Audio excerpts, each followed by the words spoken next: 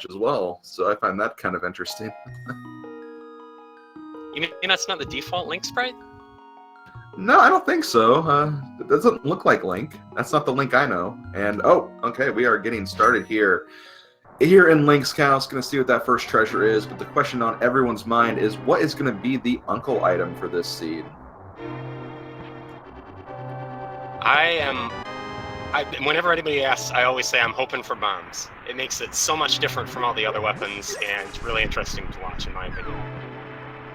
That's right. You have to be very, very careful with those bombs. Have to not only lay them, but also make sure they're thrown properly at the enemies in here. And you only have a finite amount of them to get through the escape before you absolutely have to either like save and quit if you run out of bombs. So you have to be very, very careful. And it really is interesting to watch and see how those go.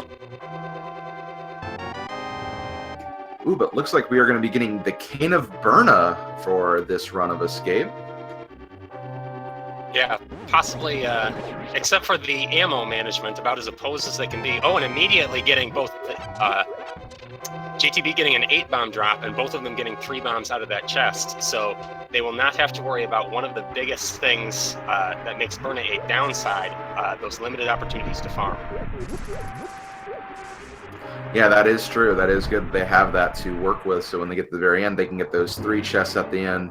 And Burna is just also a really interesting one to look at, just because it's less about swinging your sword or aiming your weapon at the guards. It's more about just running into the guards and bodying them with that cane while you have it on.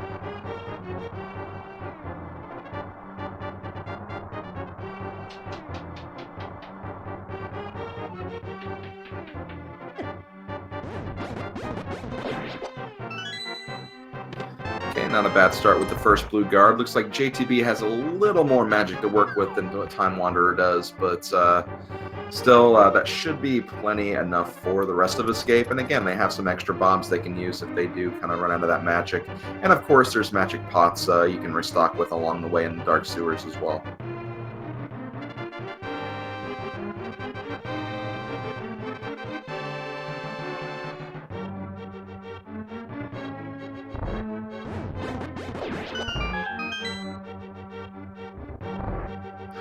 So far, we have not found anything too interesting in the castle portion of Escape. We only have found the small key in the map so far, which means there is going to be something, hopefully of significance in Zelda's cell chest.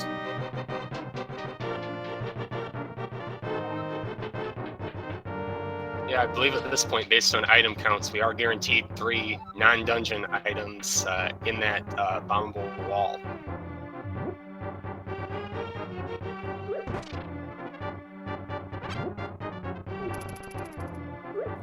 Both of our runners electing to use 2 pots to take out the ball and chain guard.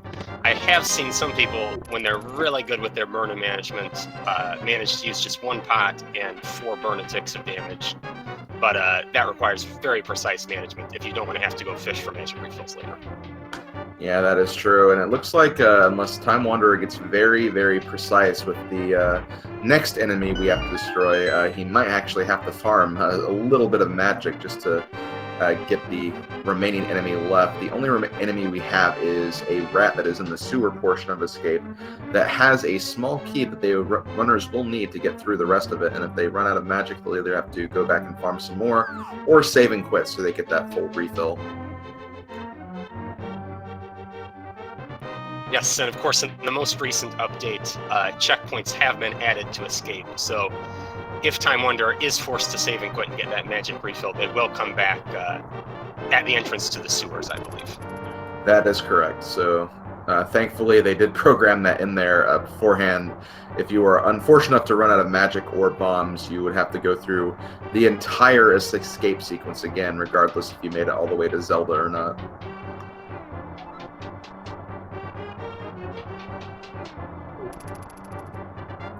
Yeah, JTB is entering the sewers part with plenty of magic. I imagine that is going to be just plenty for the key rat in the sewers. TimeWanderer will have to, again, be a little careful when he gets to that room.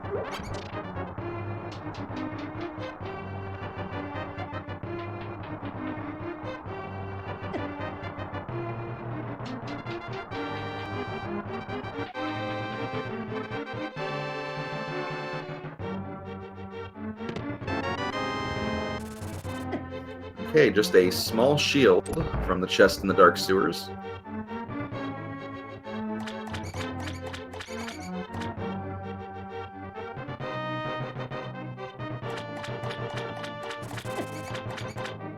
And here we go, moment of truth for Time Wanderer. That would have been the... Oh, he is going to conserve his magic right here.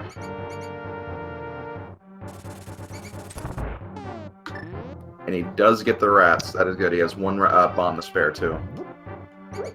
Just what he needs. And I wonder there, from the way that he's stuck on the menu, if maybe he has just a little bit to... whether he's just short on magic needed for that activation, perhaps. That could be it, as we do see the Fire Rod here in the last 3 chests and escape. That is a pretty awesome weapon to get. Yes, with only Burna as a weapon, the runners are going to be very glad for Fire Rod. For some of these early enemies that need to be killed, like Mini Moldorm Cave in particular.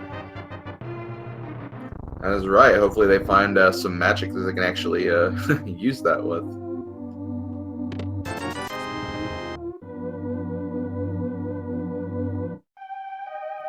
And just a red rupee from the final chest here in the Sanctuary. Both runners finishing around the 620 mark for escape. That is generally a good benchmark to try to reach, kind of the low end of the 6-minute mark. So both getting through pretty fast.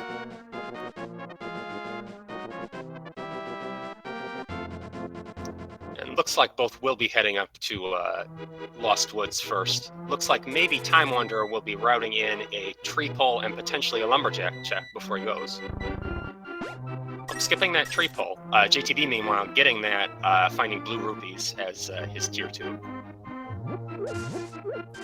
Oh, and seeing the blue mail in Mushroom Spot, going to pick that up. That's always nice when you don't have early hearts right off the bat. That is true, and especially when we don't really have a super reliable weapon to use. Also finding Bombos in the tree in the Lost Woods. Meanwhile, in the Lumberjack tree, Time Wanderer did see a 5-arrow capacity upgrade. So at this point, we know that they're not going to be beating Agahnim for that item location. We could still potentially have to for Dark World access, but at that point, we do not know, and we need to get some more items before that can even come into play yet anyway. Yeah, JTB using up some of his scant remaining magic to kill that single crow and check the tier 1, I believe, tree pole, which turns out to be just hearts. So probably not especially useful, but useful information to have. Definitely. Especially in these early parts of the seed, when you don't know how rupees are going to be for you. You're still technically looking for potential bomb spots as well, so yeah, always good to have that information.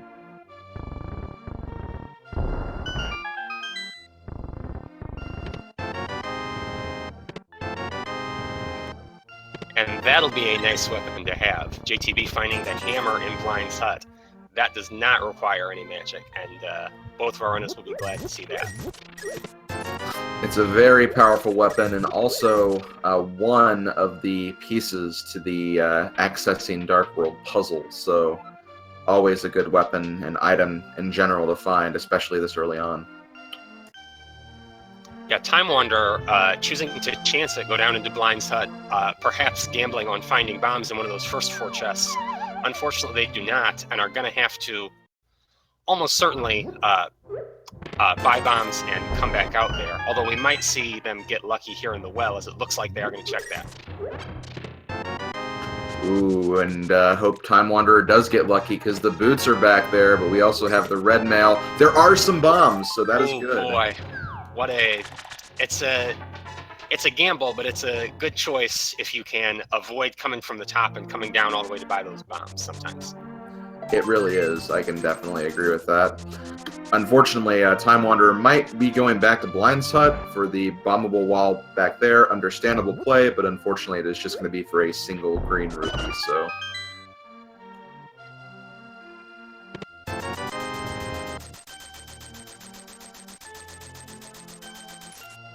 JTB does find a nice, healthy cache of rupees, though, in the chicken house. Yes, and I believe that's after having paid the bottle merchant his 100 rupees. So well on his way to having enough money for something like Zora, if that becomes a play. Yeah, saving up for Zora would definitely be something that's on both runners' minds, especially at this point, because more than likely after Kakariko, they're going to start thinking about that South Shore, and if they know fake flippers, they could route in a whole bunch of other stuff alongside of it.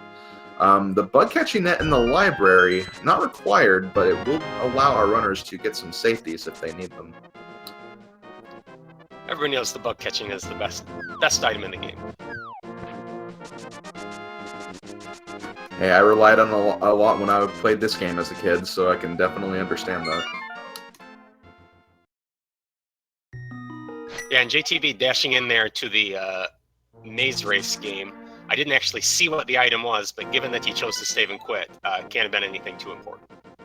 Oh, and a map check from JTB. Looks like we have a 5/6 crystal on Desert Palace, a normal crystal on Eastern Palace, and a blue pendant on Hera. That is exactly what I saw as well.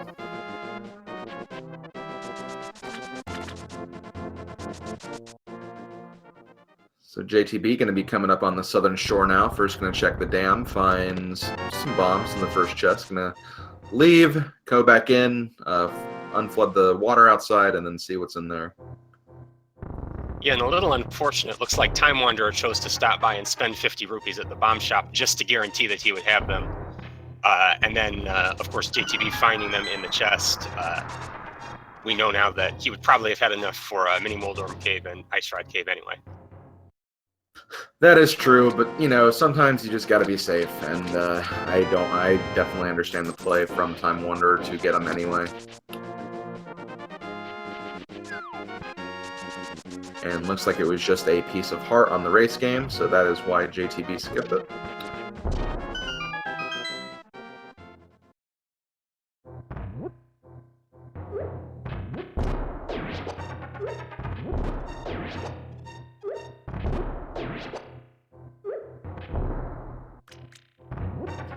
Actually using bombs for the Mini Moldorm Cave, I do understand the play here just because I don't have enough magic for Fire Rod, and the hammer hitbox is kind of small considering. We do have the Quake Medallion here, a lot more rupees, the Fire Shield, and even more rupees. Yeah, that Fire Shield I find, especially when you manage to get it this early on in the game, kind of an underrated item. When you have relatively few hearts, saves you some from some projectiles that can otherwise be pretty damaging. Yeah, Blind definitely comes into play with that, and Blind is generally one of the first bosses you'll see in a lot of these randomizer runs, so yeah, definitely an underrated item for sure.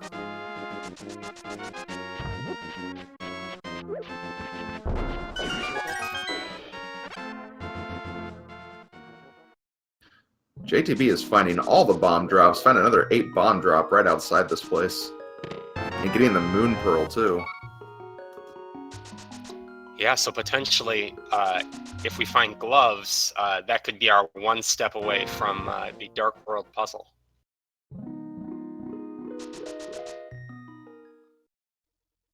Oh, and it looks like JTB potentially setting up a water walk here. Yeah, that could be on the table for him. If he, yeah, that looks like exactly what he is doing.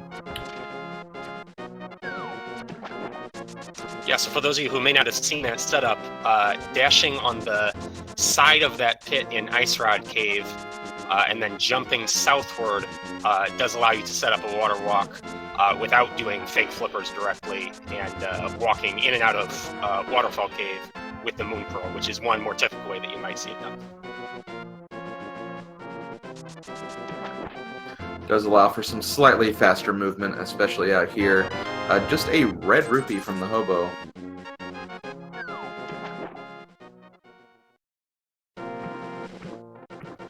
And TimeWanderer, meanwhile, electing not to do either of those potential glitches, just coming over and checking some boots locations and getting 300 rupees out of Bonk Rocks.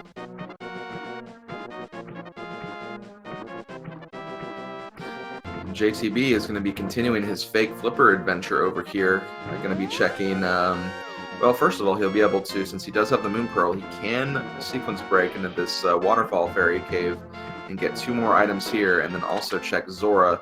Will be unable to get the Zora Ledge item, but he will at least get the intel of what that item is and whether or not he'll have to come back for it.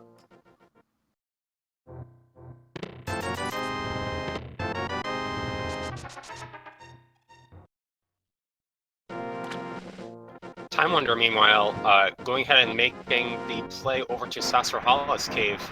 I wonder, using a bomb to open that rather than a bonk, interestingly, I wonder if we might not see dip into Eastern Palace directly after this. I think it's very likely at this point, because just based on the logic right now, the only places that are available to us are Eastern Palace and Agahnim's cave, and Eastern would technically have more to offer at this point. Zora giving us the good old 1 for 100 deal, throwing out a blue rupee there that JTB elects not to pick up.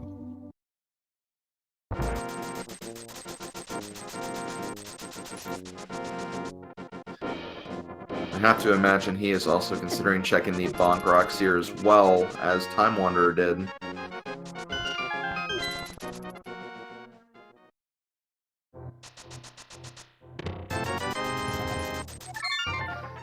Get some of those rupees back that he wasted on Zora.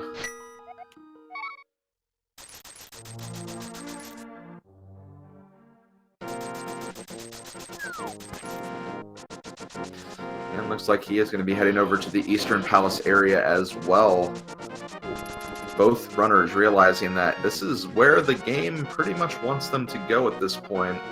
Potentially, I mean, there's still Agahnim, which could be one of those very out-of-the-way locations that might have the item progression, but sometimes you just kind of want to take your chances on the more highly dense locations that have more items. Definitely.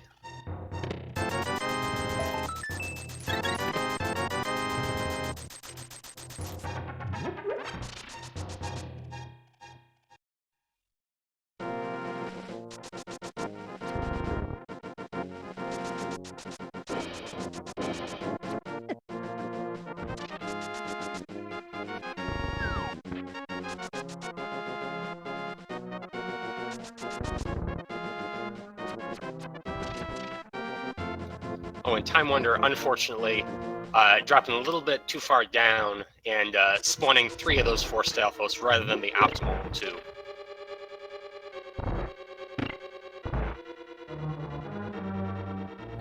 Does get the big key from that next chest, and now we're going to see what is inside the big chest in Eastern.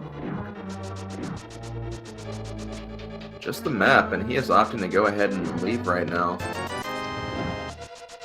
Yeah, there is, of course, even without the bow, 1 more item that the runners could choose to get if they elect to do a dark room, but given that that is not in logic, and there are so few overworld locations left to check, I think it may be a smart play in this case, just dipping straight back out and going to check what looks like Agnes. That's right, and TimeWanderer did actually skip the dam here earlier, so he's actually kind of giving the Agahnim check a little more value by kind of waiting to do this later, which something I have actually seen a couple of times from runners in this tournament, which is an interesting strategy, just kind of making one location seem more important later on, so you're just not going for one item.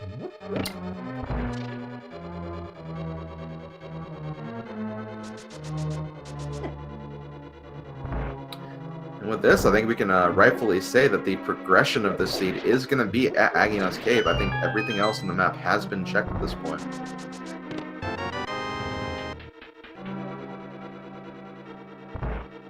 Yeah, and there's still potentially quite a few key items that could end up being that progression.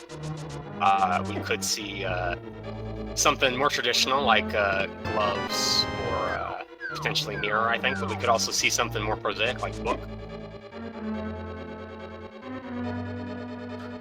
Could even see the flute to take us up to Death Mountain right now, too.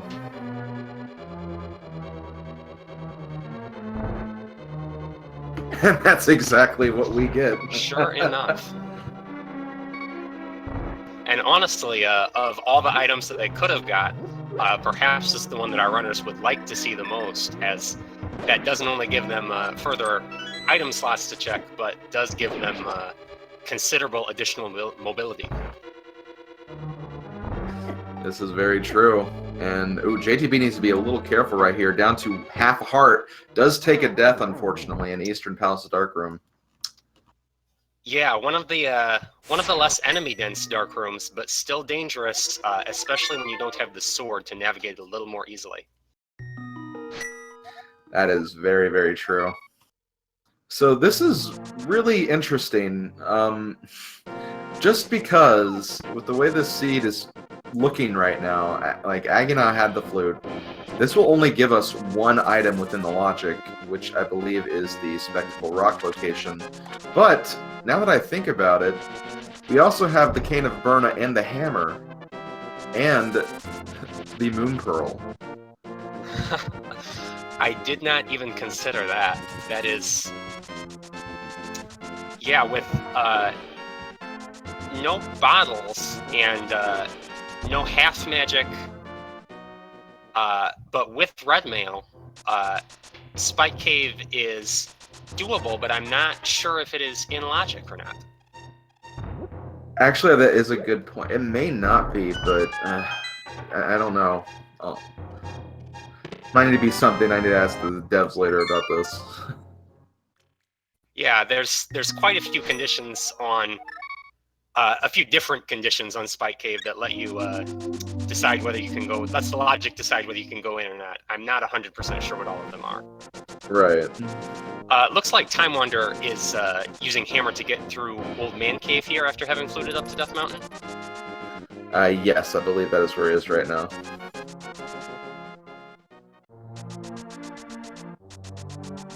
I think he opts to just not even worry about it right now, because it is, again, technically not within the logic.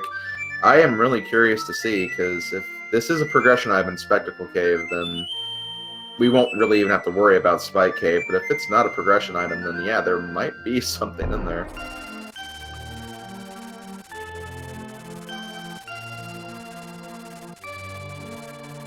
Yeah, and TimeWanderer just choosing to jump straight down, probably thinking, you know, this has to be a progression item.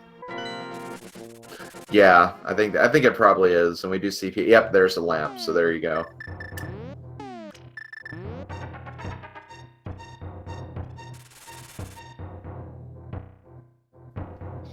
And an interesting progression item to get, as unfortunately JTB choosing to do the dark room here as well, just 2 screens away from the item that he needs to complete it much more quickly.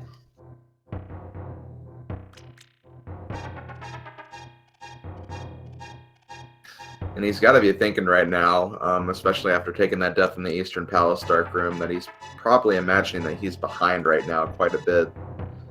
So, yeah, if he gets that lamp, he's probably going to be thinking, oh, well, I should have just went over there first. Yeah, and this is interesting because if we don't get a progression item from Old Man here, one of the additional options for progression is, of course, back in Eastern Palace. Right. Oh, and chat also confirming something very important. You do actually need the gloves for Spike Cave. I almost forgot about that. So, okay, Spike Cave would have not been in logic, but this is still a very interesting way to progress the seed, because now that we have the lamp from Flute in Agnon's Cave, Eastern Palace, I think, is the only spot on the map that actually has something right now. So we have to go back to Eastern Palace through the Dark Room just to get that item in the big key chest. Yeah, perhaps a omen of things to come for this seed if we've had our first required double dip at 25 minutes in. I know, and what's even stranger about this could end up being a triple dip. Oh no, not required Eastern Palace, but for both of our runners, it will be a triple dip into Eastern Palace.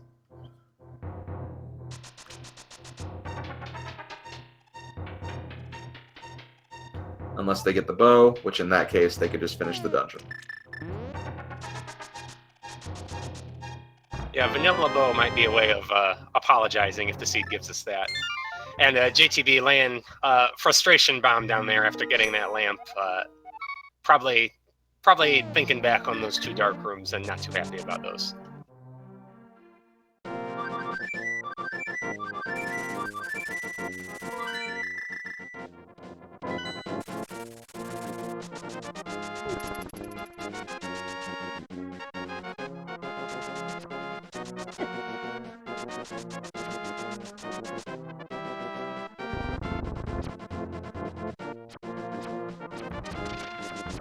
And that's interesting. It looks like Time Wanderer's default setup for that, actually.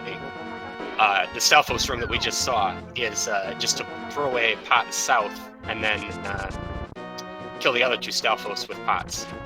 Perhaps not the most optimal way, but this is definitely a game where you want to do what you know. Yes, you should always stick to what's comfortable for you. If you try to kind of do things the way that everyone else does them, it may just not end up meshing well with you, and then you could end up not be playing well as a result. So that's the advice I always give to people. Don't worry about doing everything in the most optimal way. Do in the way that works for you. That is the best way you can honestly do it.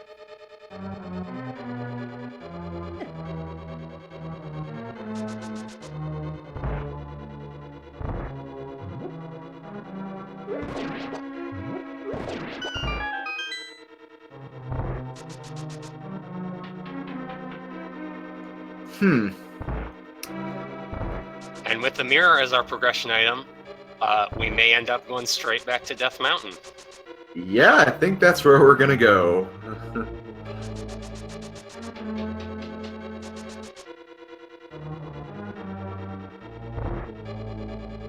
This entire seed just seems like it's going to be a point A to point B to back to point A, back to point B type of seed. Yeah, and with just a heart piece on Spectacle Rock, I believe we saw our first time. It looks like Pendant Hera will be the best play for items. Pendant Hera could have something. There's also just the rest of Death Mountain on the Light World side, because we can get to the east side with the hammer now too. So. Oh yes, absolutely true. But yeah, East Death Mountain, just Death Mountain in general, is definitely the play right now. Yeah, and Time Wander maybe thinking about exactly that, kind of vacillating for a second about whether or not to go into Hera. Does elect to at least take the dip and see what is down here in the basement. Finding the big key, looks like they may continue on. Yeah, when you have Pendant Hera, it's honestly not too bad to complete it. It's a very quick dungeon. You can find both items pretty quickly. And, you know, if it does end up being a pedestal seed, for example, you kind of have one of your bases covered already. So I can definitely understand the dip in here and checking it out.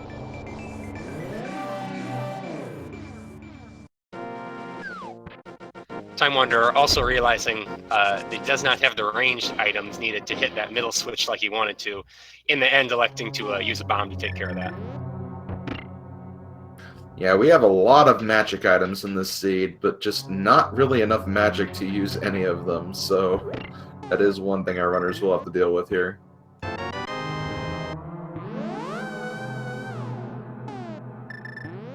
Thankfully, though, after they do finish Moldorm, they will actually have some health to work with, or some magic to work with.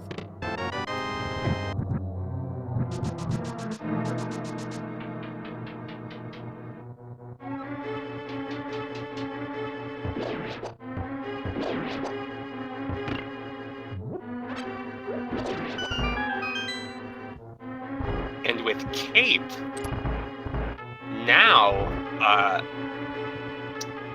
well, yeah, I guess Cape and Berna still potentially the same difference with regard to Spike Cape access. I believe the Cape uses a little bit less magic, but I'm not sure if that is still enough logically to let you get it.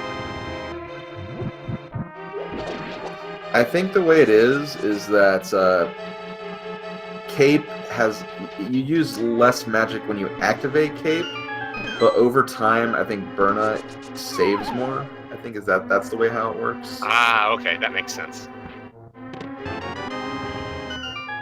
The chat is pointing out something interesting. Since we do not have that glove upgrade yet, our Dark World access could end up being through Agahnim. The only thing is we have to get another sword to actually get there, but that could very well be on the table. Yes, and speaking of swords, Time Wanderer without one has very little defense against that bonk from our friend Moldorm that he just received, taking his first fall.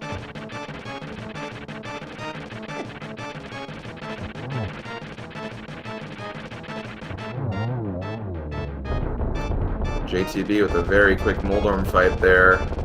Ends up getting the compass, which means there is going to be an item in the Hera basement.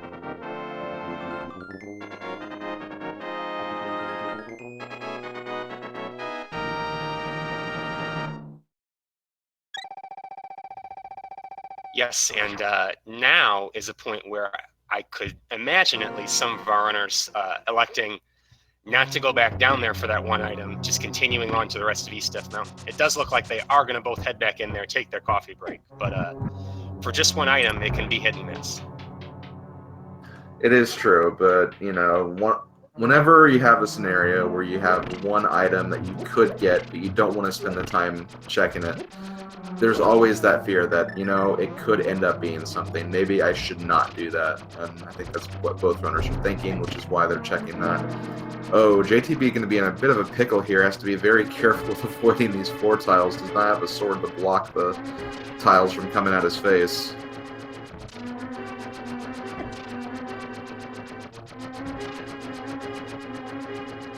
Time Wanderer does get the coffee break, though, and as a result, will be able to just stand there without really worrying about taking damage. Yeah, and JTB getting himself trapped there, electing to use Burna just to make sure that he doesn't die, because this is not a room that you want to do twice. Definitely not, especially when you come back and have no magic, but thankfully there are some magic refills in here, so we can grab that and light these torches.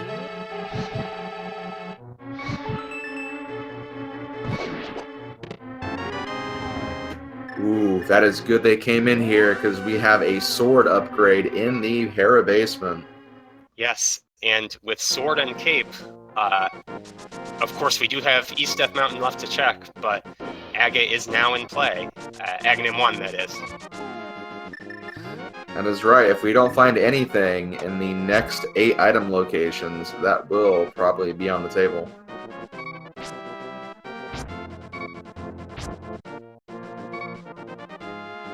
JTB nearly getting boxed out of seeing that floating island item by the dead rocks there, but I do believe you saw 50 rupees up.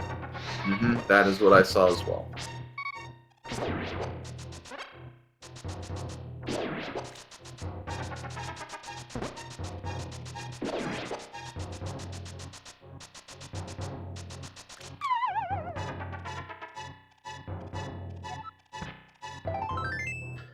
Okay, that is Spiral Cave checked.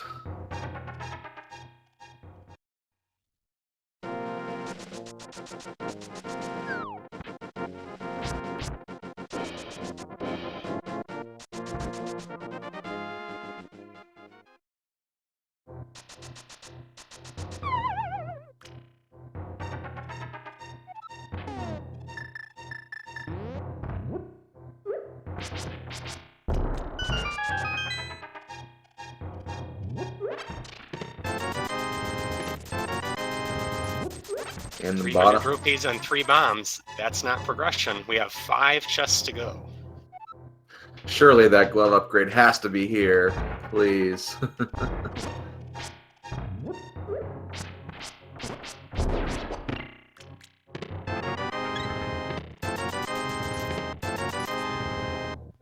Two more to go. Still no progression.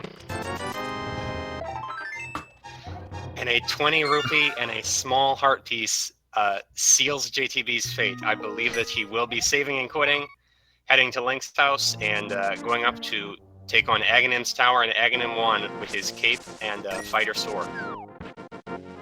Yes, and not only that, but also only 6 hearts as well with fighter sword. This is going to be a really, really rough climb.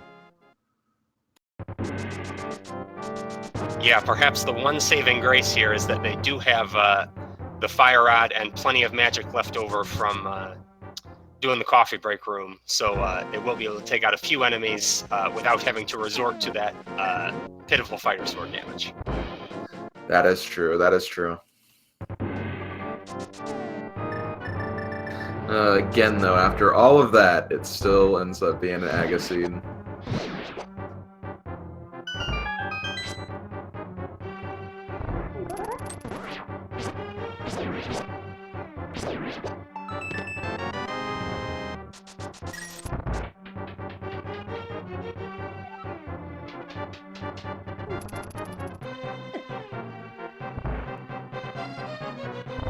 TimeWanderer just opting to go ahead and just go straight to the Quake medallion and take care of these guards.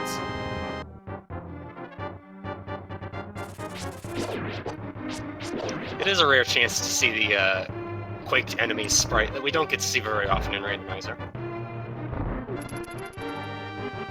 This is very true.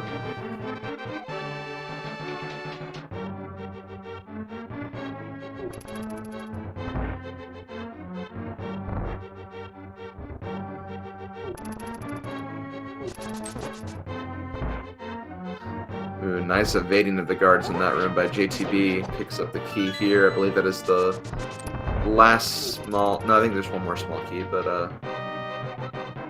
Yeah, definitely some of that NMG experience perhaps coming through, as that was a very nice juke of the Blue Knights in Aga's Tower. Mm-hmm.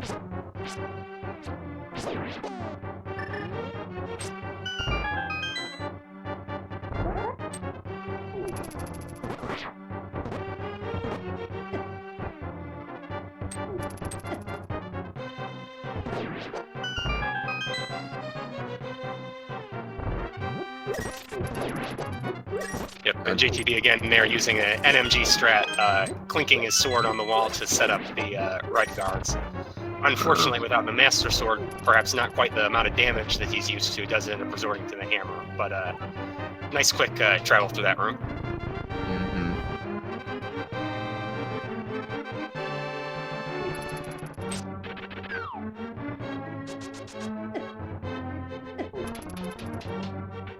JTB does make it up the rest of the tower. Just has a small cutscene to get through right here. And he will be on the Agahnim 1 fight. Chat, how many blue energy ball attacks do you think Agahnim is going to be shooting off today?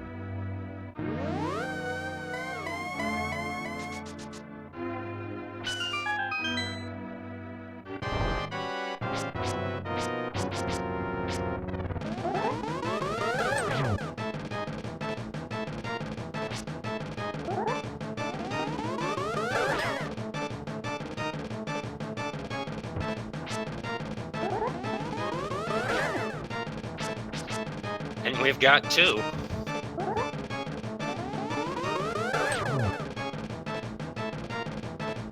Okay, so the 15 blue ball dream is dead, but still already a randomizer guaranteed slower than usual Aga fight.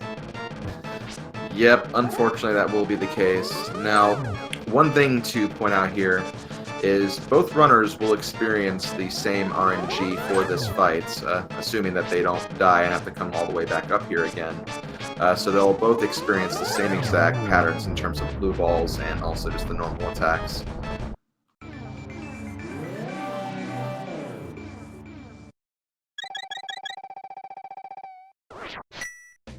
And with that, JTB is in the Dark World, and funnily enough, he does actually have a few options here. He could go straight to Palace of Darkness, see what's there, or he could also opt to go south to check out Hype Cave and some of the other locations.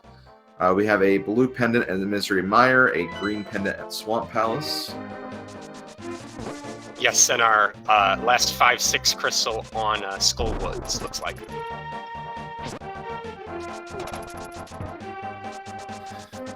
Yeah, it looks like JTB is going to be going the southern route, going to check out Hype Cave, potentially check the old Stumpy item, and also the digging game and Cave South of the Grove.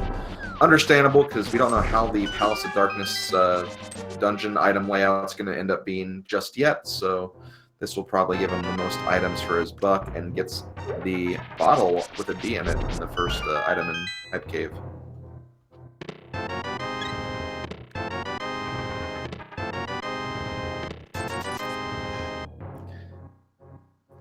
Gets Yeah, with 2 bottles and the last medallion, picking up the ether medallion in there, I would say that is not a progression cave, perhaps, but at least a moderately hype cave.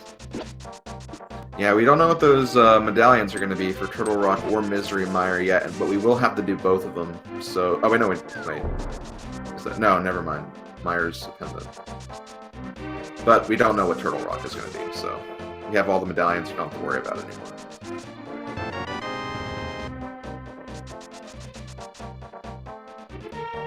And a very early mirror shield from JTB. That is kind of interesting because Laser Bridge on Turtle Rock, of course, in the distant future at this point, as we're still missing quite a few items. But oh, and flippers inside that cave south of the Grove.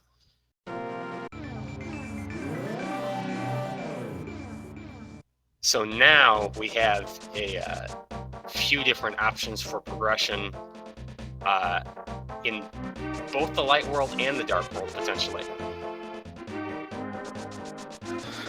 The first couple of chests in Swamp Palace are now also available in the Logic now, too.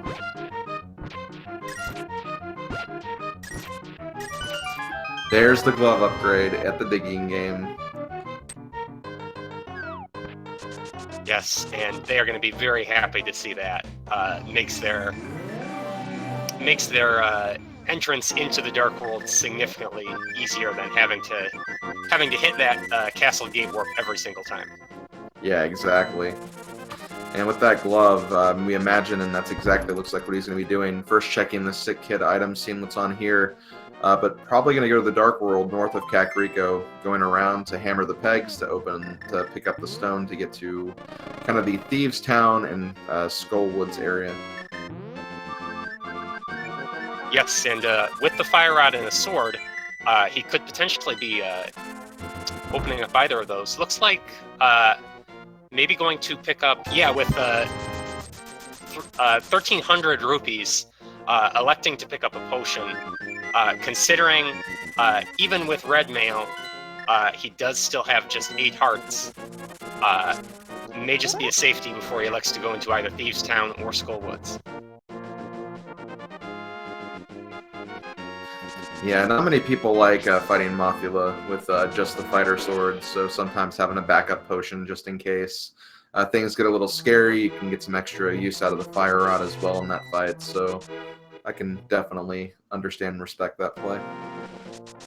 Yeah, that's a very good point. The blue potion refilling magic as well makes me think that maybe he is gonna choose to enter Skullwoods first here. It is definitely one of our 5-6 crystals, as we pointed out earlier, so that could be on his mind as well.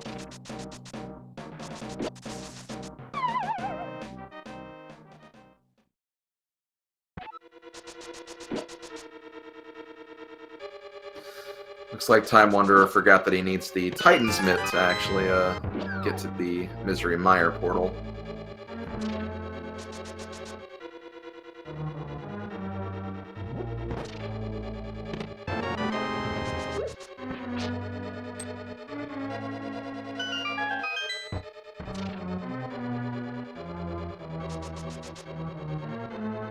Yeah, another unfortunate thing about those Agahnim seeds, the fact that they changed the enemy distribution on the light overworld, make it not terrible, but just that little bit more of a hassle to get through.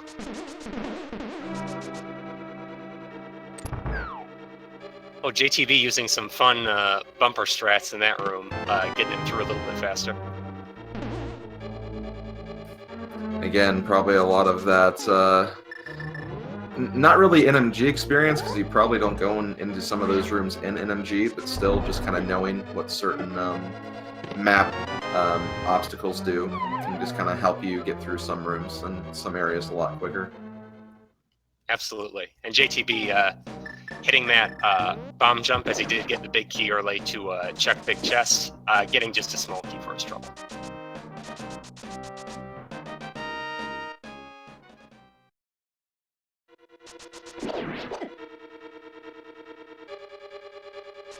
TimeWanderer, meanwhile, looks like they've elected to head south first, check Village of Outcasts.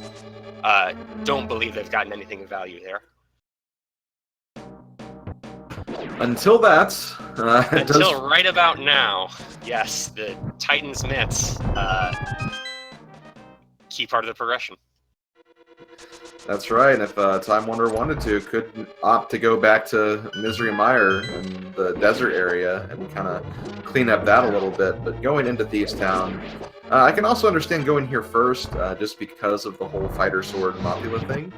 Because chances are, 4 items in here, we could easily find a sword upgrade that could make that fight a little easier. And maybe some other hearts or other items that could also make the fight easier too.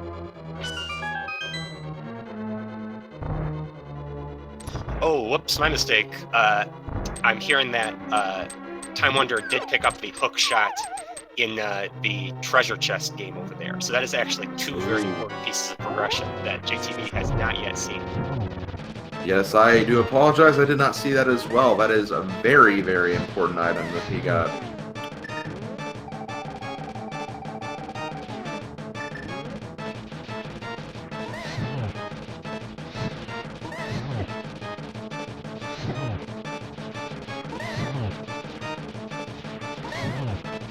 And JTB right now putting on a masterclass in why Fighter Sword Mothula is no fun.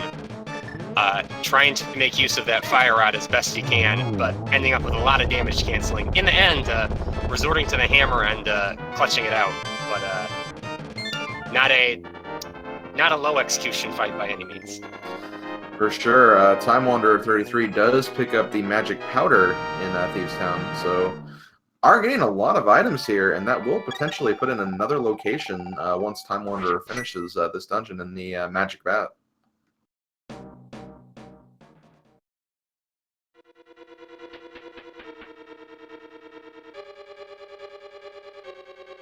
JTB still looking for that second item here in Skull Woods, though.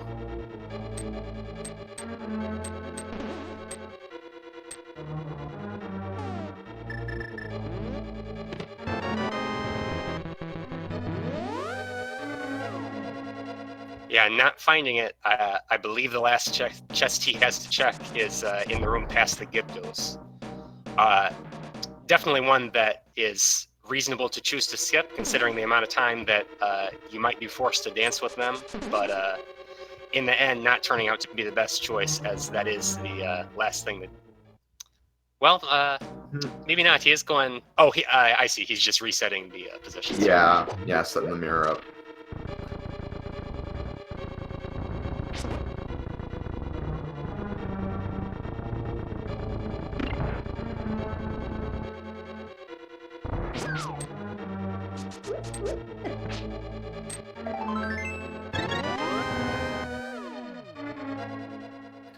He does get a heart piece, and funnily enough, that would have actually restored his health to maximum if it wasn't if he did check that earlier.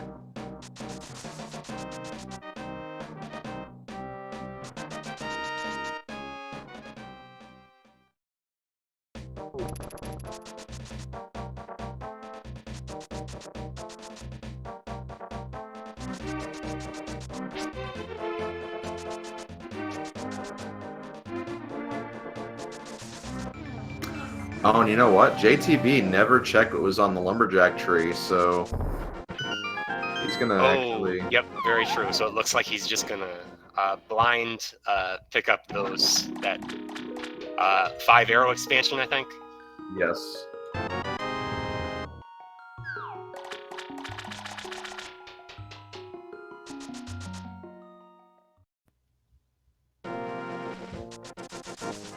And TimeWanderer, meanwhile, going back around through Thieves Town, I think he might be... looks like he is looking to Powder Fury, get himself a little bit of extra health before going into that blind fight.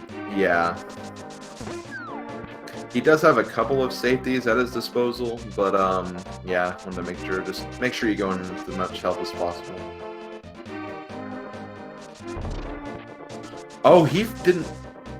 Oh, his bomb! I did see his first bomb miss. I thought he threw a second one, and it looks like maybe he thought he did too. But no, unfortunately, looks like that skylight maybe was not open when he jumped in to check. Okay, yeah, that makes sense. Unfortunately, he will have to go pick up the maiden again because of this.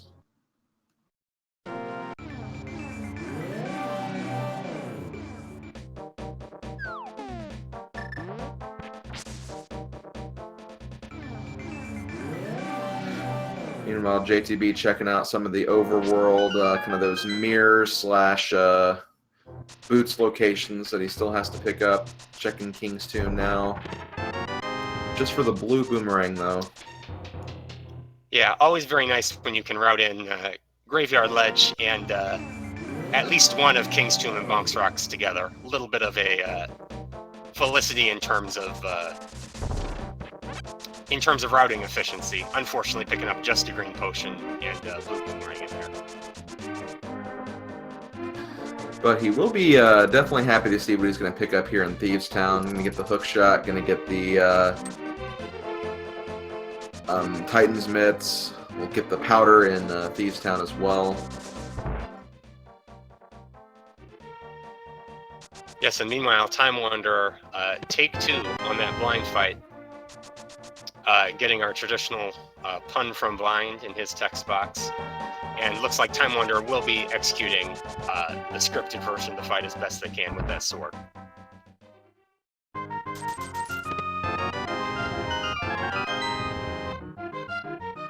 Just opting for Burna strats for the last 3 hits.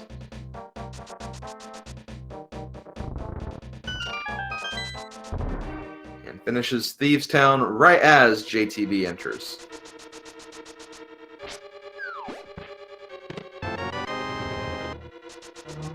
And JTB, I believe, just checking the treasure game in Village of Outcasts, so has not picked up their gloves yet.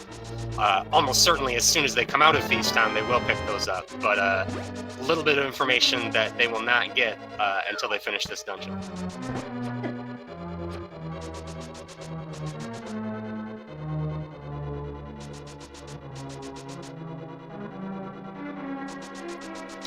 TimeWanderer, meanwhile, will be going up here. Looks like they will be completing Skullwoods and Mothula.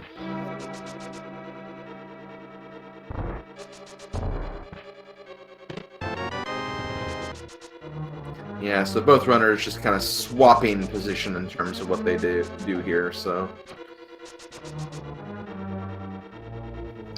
Yeah, so now it's kind of an interesting juncture to talk about what our runner's next play will be after they finish the dungeons that their opponents have already finished.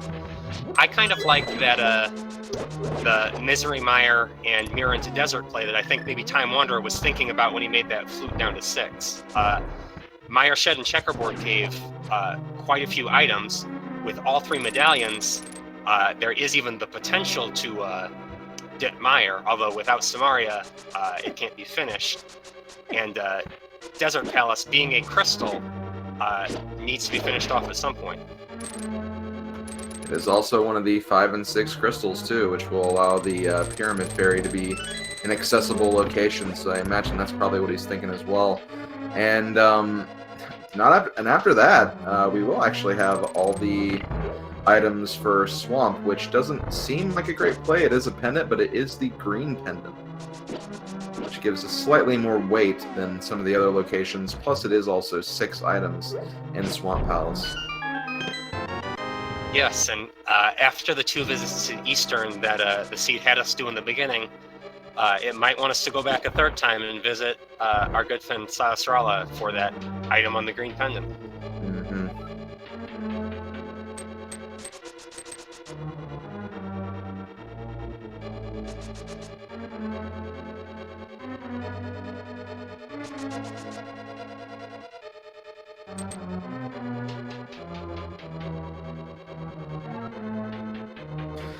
terms of items we need to finish this seed, we're actually still quite a bit away from our goal. We still need the bow, we still need the ice rod, we still need the cane of Samaria, we still need another sword upgrade, so there's plenty of stuff we have to find still. Absolutely.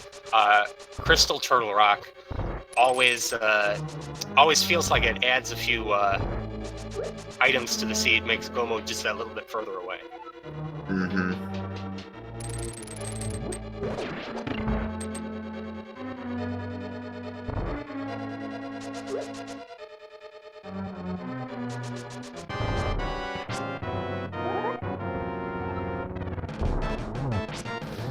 And I'm very sure that chat will be thrilled with this, but there's 3 of those 4 mentioned items could also be potentially on the pedestal as well.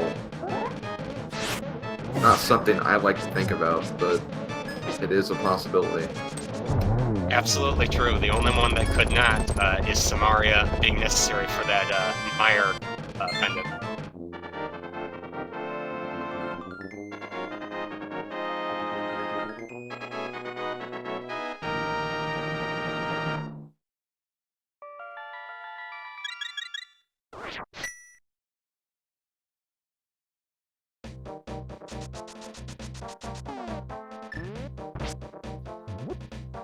And now TimeWanderer here,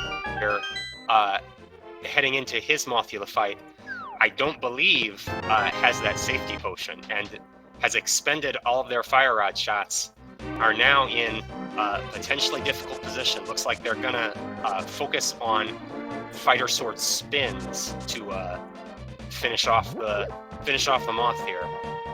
But cutting it kind of close, down to just 2 hearts now. With red mail. Oh, okay, they do have a safety in the form of a red potion, but no additional magic, so it is still just going to be sword strikes to finish it off. Despite, though, being very, very aggressive in this fight and has managed to get a lot of hits in. And matches, yep, there he goes. Mothula is down, very well played. Yeah, red mail in that fight does give you that little extra leeway to be aggressive when you just have the fighter sword for actual damage dealing.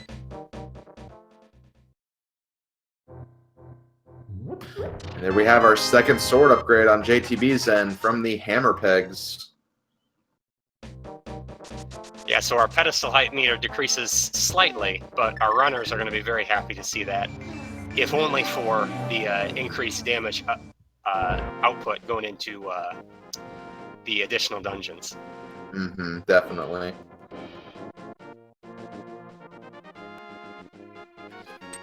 And this was the play that you suggested, and that's exactly what TimeWanderer33 is doing, making his way to the desert area. Unfortunately, not with that Master Sword, but could potentially find another sword upgrade here, maybe some other items that will make some other plays a little more interesting.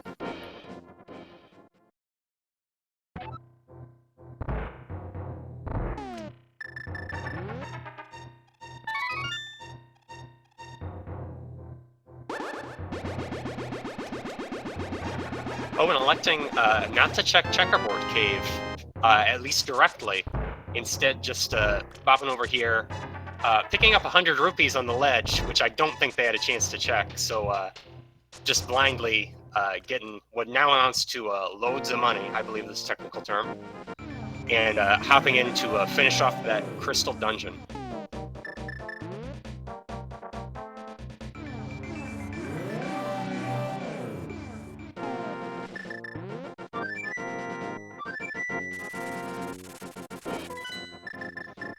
And that did turn out to be a boots-locked Desert Palace with the big key on the torch. So both runners got boots pretty quickly, but still always an interesting little statistic to take note of. That's right. Thankfully, they had bombs to get into the back of the well in Kakariko, because that is where the boots were. So. Yep, looks like JTB is going to be making the same basic play here with Master Sword, so slight advantage, but gotta imagine at some point TimeWanderer might go back and check that hammer peg location.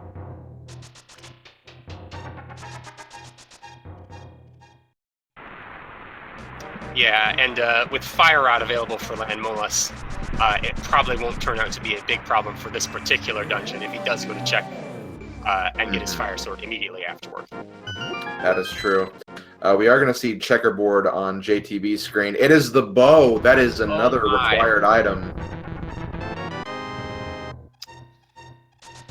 Yeah, and this route, I think maybe slightly faster than checking afterwards, just due to where your mirror portal ends up and where you end up after fighting Landmolus. Right. But hopefully Time Wonder will end up going to check that checkerboard cave. Hasn't just completely forgotten about it.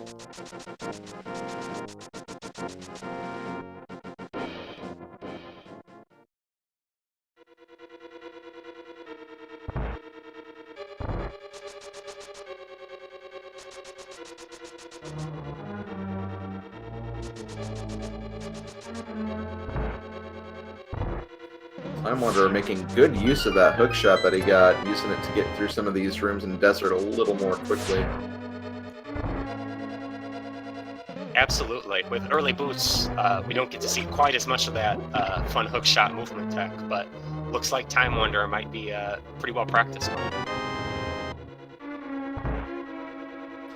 And we are going to jump into the Landmolus fight. All 3 Landmolus heads will take 2 hits with the Fire Rod to go down. And if you're lucky, you could get some splash damage in with the Fire Rod if the snakes end up in certain locations. Unfortunately, it doesn't get the specific RNG needed. We'll have to kind of use spins and some other attacks to finish off these sand snakes. Yeah, and I think maybe even getting the first hit and not having it register due to the excellent hitboxes in this game.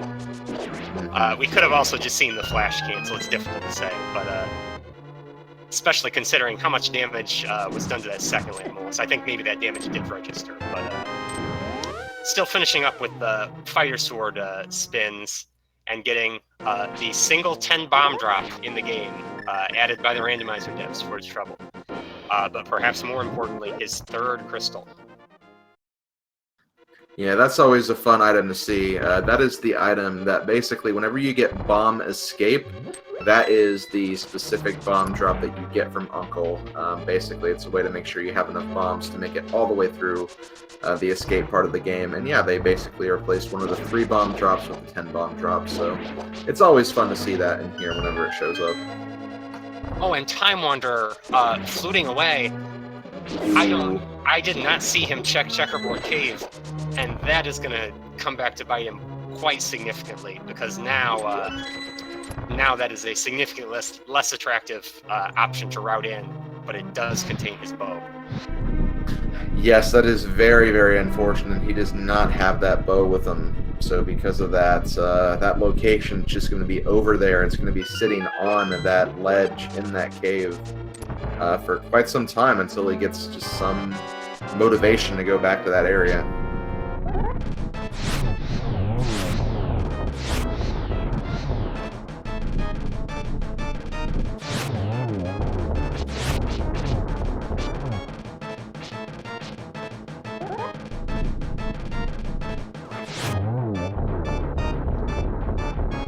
JTB getting a little extra Fire Rod damage in, and I think finishing up maybe 1 cycle, maybe 2 cycles earlier than Time Wanderer. But all in all, a couple of pretty solid Landmolus fights. Yeah, TimeWanderer33 making his way through Ice Palace. And you gotta think that if he had gotten the bow from Checkerboard Cave like JTB did, he could have potentially gone over to Eastern and Palace of Darkness first. And if that Cane of Samaria is there, and the Ice Rod for that matter, that could have actually been a go mode. JTB could be hitting go mode here depending on what he finds in this area. Absolutely.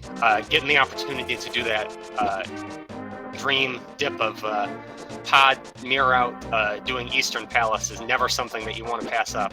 And with Eastern Palace still entirely unchecked, those 5 items in there still unretrieved, there's a very good chance that there's progression left inside there. Definitely. Time Wanderer not quite getting the quick kill on those skeletons, but juking them around a little bit and still managing to take 2 out with 1 bomb. Nice improvisation there.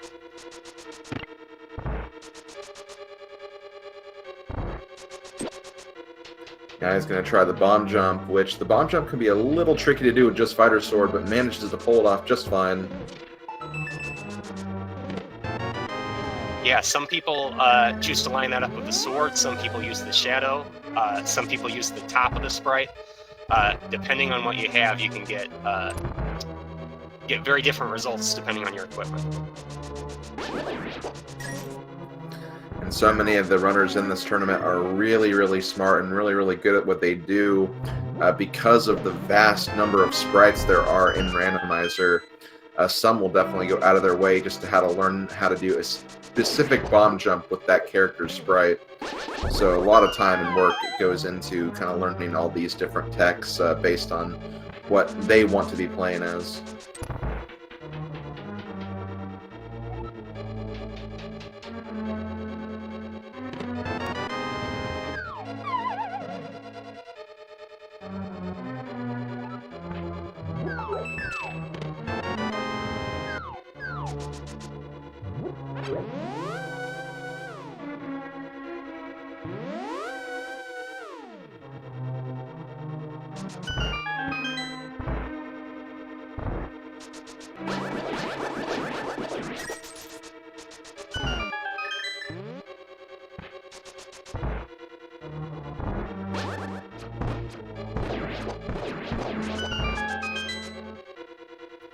And unfortunately, Time Wanderer getting bunny beamed there has to wait a little bit longer before being able to pull that tongue, as they did destroy or knock down the only enemy that could actually damage them, knock them out of it.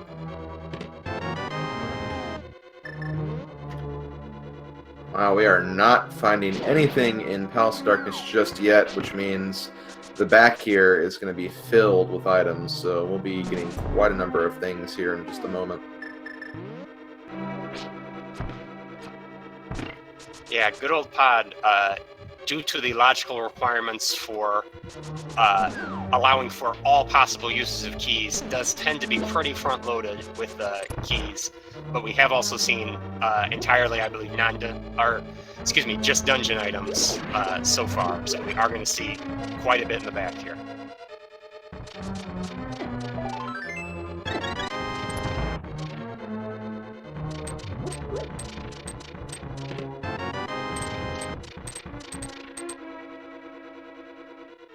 So far, I believe we have just seen a piece of heart in that chest right there.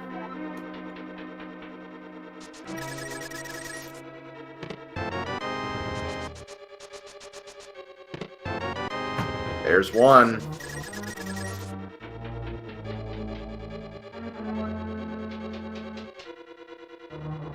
Yes, and now, I believe just Samaria is all JTB is looking for to potentially go mode. Minimum 2 dungeons here. Okay, another heart piece here in the first chest in the Dark Maze.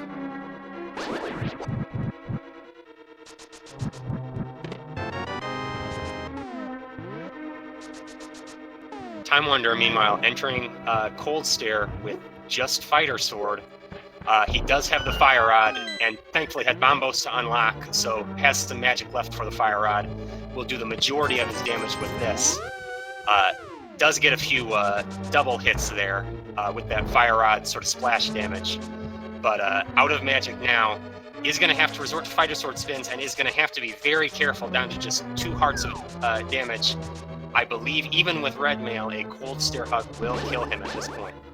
Yes, that is true, so he has to be very careful. Okay, down to 1.5. An incredible juke there, letting the sword spin knock Cold Stare just out of the way.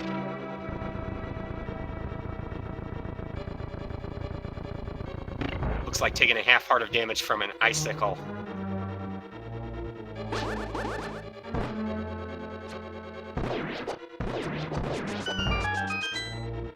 Ooh. Oh, another icicle hit, taking him down to just 1 heart. And he does finish off that last cold stare puff, dodge the last icicle, and get the mushroom and the crystal for his reward. A very clutch Ice Palace at the end there. Yeah, and that will thankfully send him over to the Witch's Hut to potentially get some potions if he needs them. That was really, really close. I'm glad he was able to make it through that fight.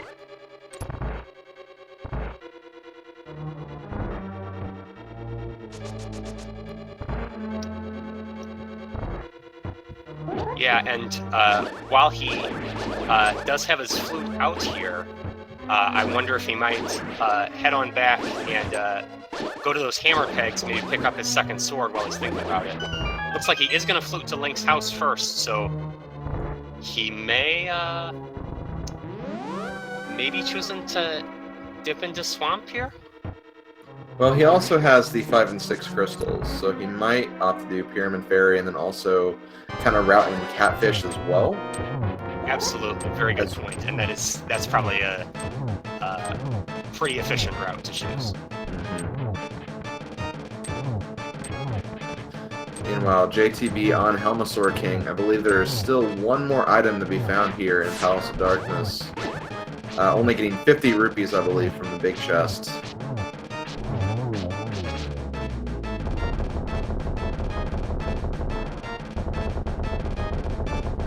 Oh no, go back and get the bomb!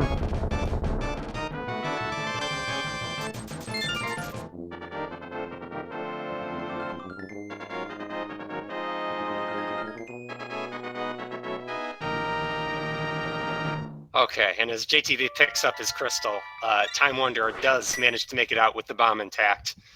Unfortunately, those hammer dashes do cause you to lose the bomb just the same as an ordinary dash, and Yeah. getting bullied by those Dark World Knights there for a little while afterwards, but managing to not have to go back and spend another 100 rupees out of his prodigious stash at this point.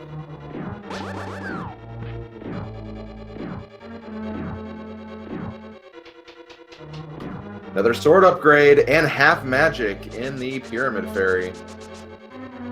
Those are both going to be very nice heading into Trinex, especially if he happens to pick up that third sword on hammer pegs and have Tempered going in there. And that does bring up an interesting point, is that, you know, if JTB does find the Cane of Samaria, he will be essentially looking at a chance to just go mode everything else. But if he doesn't run those silvers, we are potentially looking at a Master Sword silverless fight from JTB if he does not get either of that sword upgrade or the silver arrows in the rest of his run.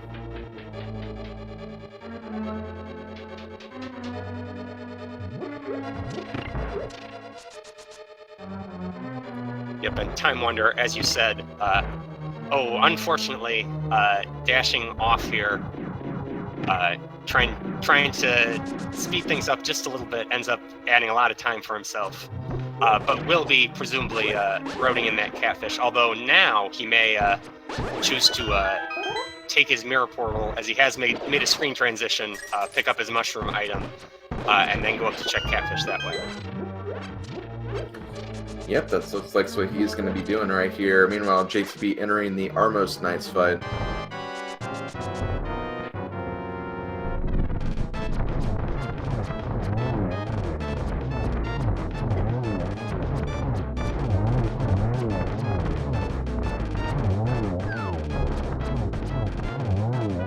Does not get the quick kill, but does get down Armos just fine. Gets his, I believe that is his 5th crystal. Still has the one at Ice Palace and Turtle Rock remaining.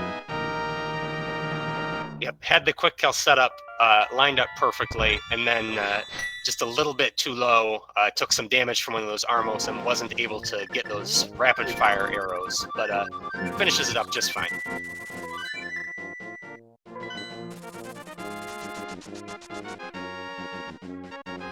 And looks like he is going to be heading over to Ice Palace. I do understand the play. Even though Ice Palace is a dungeon you logically want to do in go mode, we still need that Cane of Samaria. And as a result, going to be going through here. It is a crystal dungeon. And after that, we might have to start looking in some pendant dungeons because we cannot actually access Turtle Rock until we have that Canis Maria. Yeah, and in a way, I think this is a good thing for Time Wanderer having missed that chance to pick up the bow. It means that both of them may be looking around the overworld for a while, looking around pendant dungeons for a while, gives Time Wanderer the opportunity to potentially head back there, maybe looking for Samaria, and end up finding the bow. Mm-hmm. Yeah, for sure.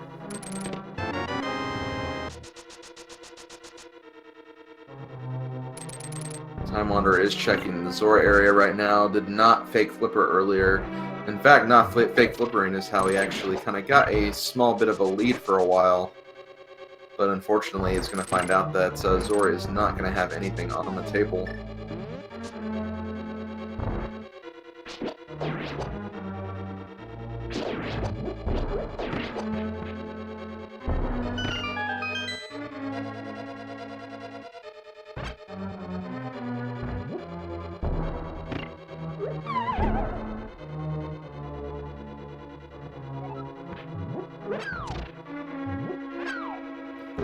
Does look like he will be checking out some of these Village of Outcasts myths locations, so he will be able to find his third sword upgrade on Time Wanderer's side.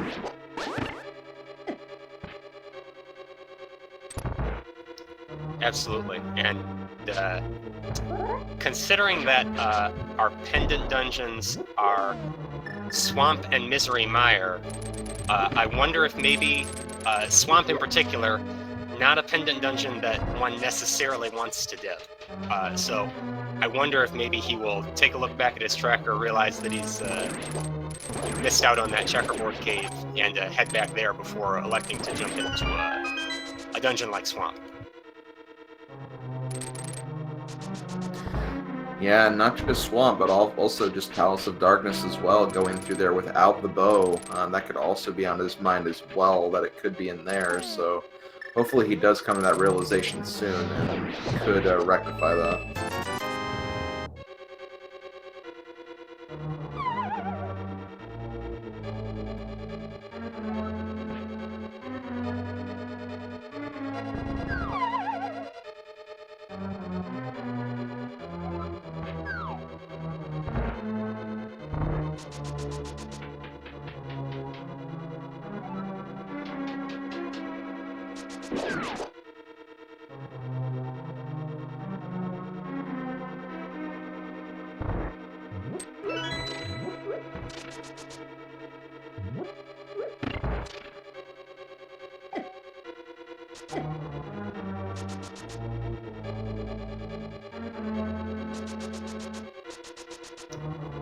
Oh, Ice Palace, as JTB takes a couple of bounces around before getting in those doors. Ice Palace would be fantastic in my opinion, if not for all the ice. Yeah, you can only wish. And there's Time Wanderer getting up that Tempered Sword. Now that is good. We'll have Tempered Sword for probably a bit longer than what JTB will. And there is quite a bit of a difference between Tempered and Master Sword. Even going down to the final Ganon fight, it'll just take a lot less time to get through that. But if JTB is looking at overworld locations after Ice Palace, he should more than likely be getting that sword not too long from now anyway. Yeah, the Pyramid Fury to Mushroom, as he'll pick up shortly here, to Catfish play. Very attractive in terms of routing efficiency.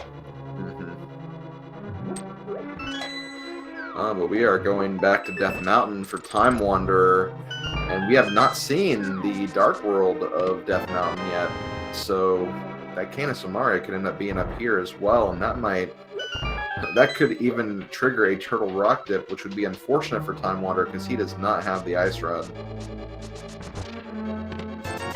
First, he does have to find Samaria first, assuming that is here. Yeah, and Time Wanderer getting that spin speed, taking the quick way through the dead rocks.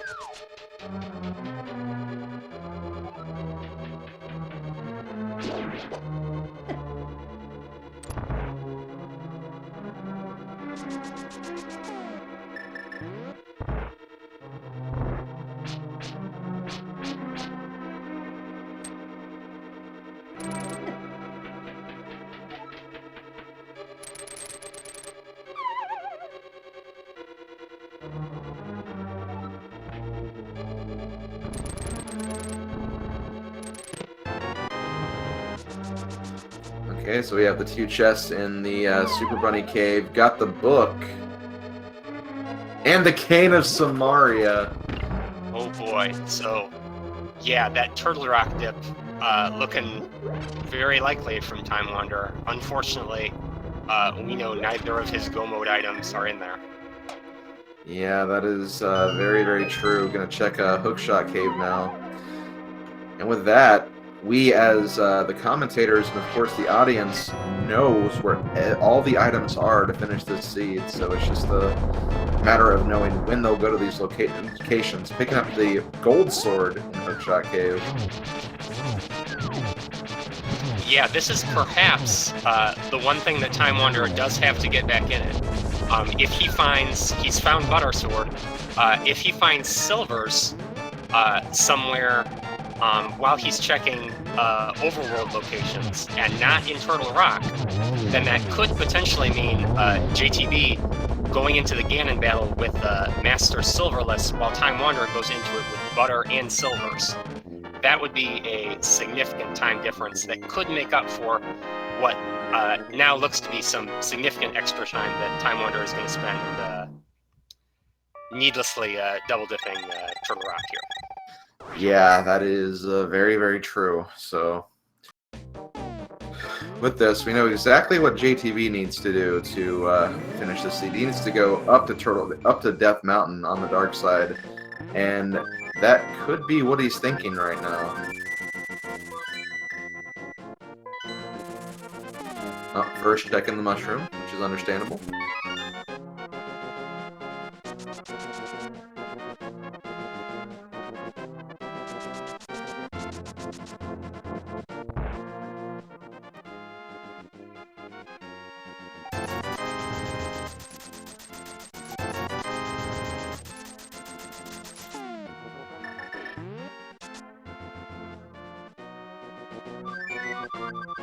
Yeah, picking up a couple of blue potions again, considering that he is fluting to Death Mountain, it looks like he probably will be checking Dark World East Death Mountain, getting his Cane of Samaria, and so those blue potions are going to be very nice to have for when he ultimately does Trinex with Master Sword. Well, see, the thing is, there is another possibility. If he does happen to check Hookshot Cave as well, he will have a Tempered Sword. Yeah, very true. And even if he does find his Samaria first, he may choose to check Hookshot Cave just because it's on the way and relatively quick check to make. And that would be almost a definitive go mode from JTB at that point. Yeah, so, almost certainly he's not going to spend any extra time looking for silvers, given the level of execution and experience that we've seen from him. Yeah, definitely.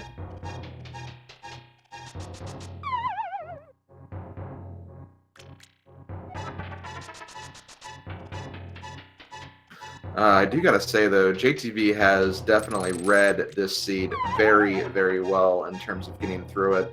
Was definitely a very, very long-winded beginning with just getting the flute to logically get the lamp, to go back in the Eastern Palace to get the progression to move forward. But, man, just since that point has seemed to go in all the right directions and has definitely been paid off for that. Absolutely, a very well-rounded seed. Ooh, he is actually not going to be checking Hookshot Cave right away. Going to be taking the chance that there might be a sword upgrade in Turtle Rock, but we'll probably check that on the way out when he comes back.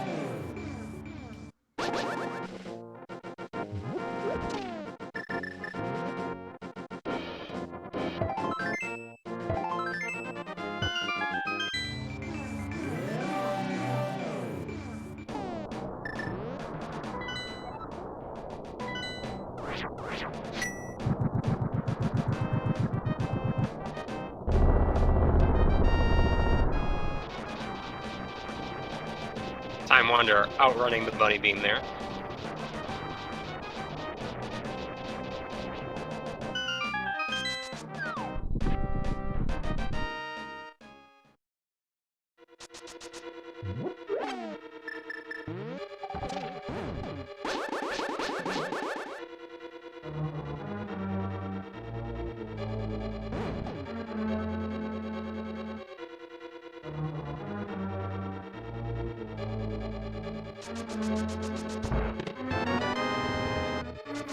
You'll definitely see a slight difference in both runners as they go through this dungeon. Time Wanderer all decked out with gold sword and half magic, while JTB only master sword and just normal magic. Going to be seeing slightly different approaches for a lot of these enemies, I imagine. Yeah, interestingly, we might see them both check Mimic Cave. Time Wanderer, of course, looking for his Go Mode items, unfortunately won't find them. But JTB may check Mimic Cave, just looking for a sword that he does not yet know is on Pyramid and Hookshot Cave. This is true. Unfortunately, it'll just be for 50 rupees if he does do that.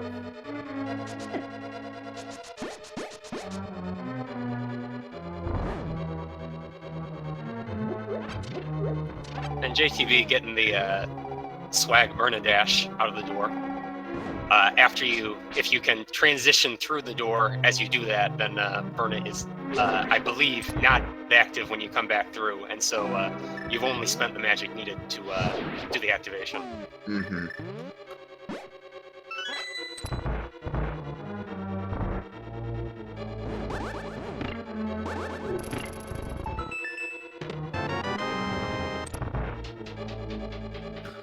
Oh, looks like we do get silver arrows in Turtle Rock.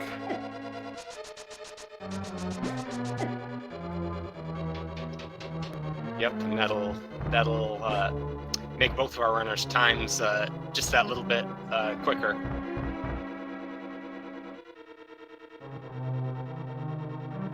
So if JTB for some reason decides to not check Hookshot Cave and go straight for Ganon's Tower, he'll at least have the silvers to lay back on and make the Ganon fight a little faster. It'll still be definitely tricky with the Master Sword, but it'll be definitely more tolerable at the end of the fight anyway.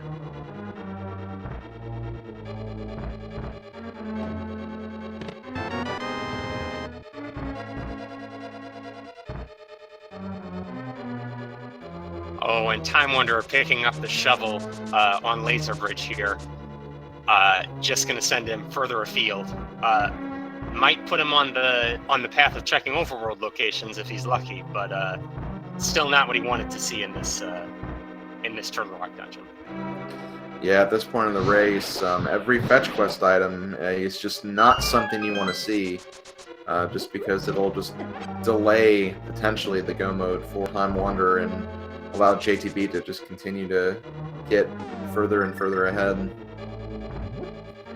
Yep, and Time Wanderer, of course, without Ice Rod, knows he cannot finish Turtle Rod, cannot beat Trinex, and elects to just jump on out of the cave here.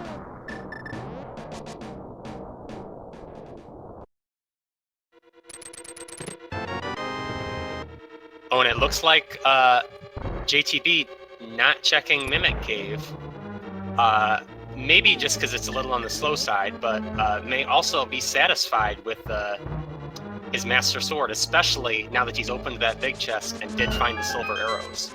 So we may even not see him elect to check Hookshot Cave as he goes on to Ganon's Tower. Yep, that is true. Meanwhile, Time Wanderer going to be checking out the Ether Tablet location just for a bomb upgrade.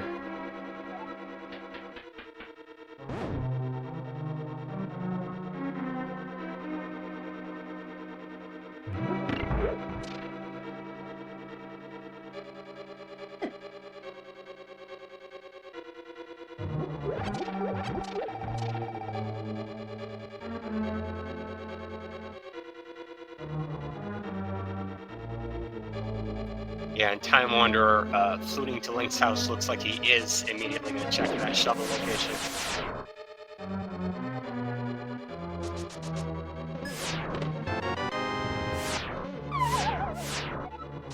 At least at this point, we know that is the shovel is the last fetch quest item.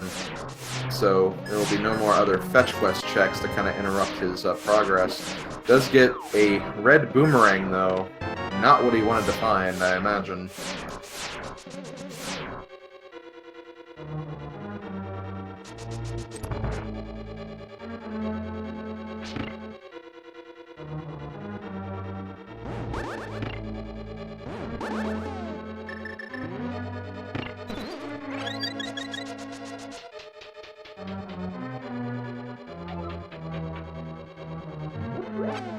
Yep, and as JTB heads into Trinex here, we are seeing Time Wanderer going south. Looks like we may see the Swamp Palace dip. Or, no, looks like we might see Bombo's tablet first, at least. And that is heartening, as that does bring him over closer to Checkerboard Cave. Yeah, this is probably the closest he'll be to that checkerboard location. So hopefully it triggers something while he's over here. Meanwhile, JTB fighting for his life here in this Trinex fight with just the Master Sword. Gonna take a lot longer to take down these heads, but he does have the hammer, which does do tempered sword damage. If he can get a few hits in, he can knock down both of these heads in not too much time.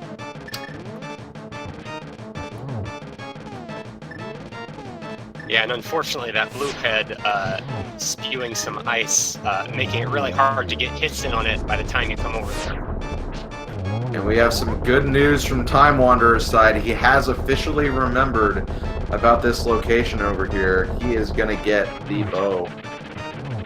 Oh, and I could not be happier that he chose to do this before doing a swamp dip or another unfortunate sojourn into a pendant dungeon. There we go. Trinex is down for JTB. That is 7 crystals for him, which means he is going to be on his way to Ganon's Tower. So, I guess we'll go ahead and get things started here. We do have a little game we like to play on the Speed Gaming Network here whenever we have these randomizer races. There are 22 locations in Ganon's Tower where the big key can be located. You, as the chat, are going to be guessing which item location that is going to be in. Numbers 1 through 22.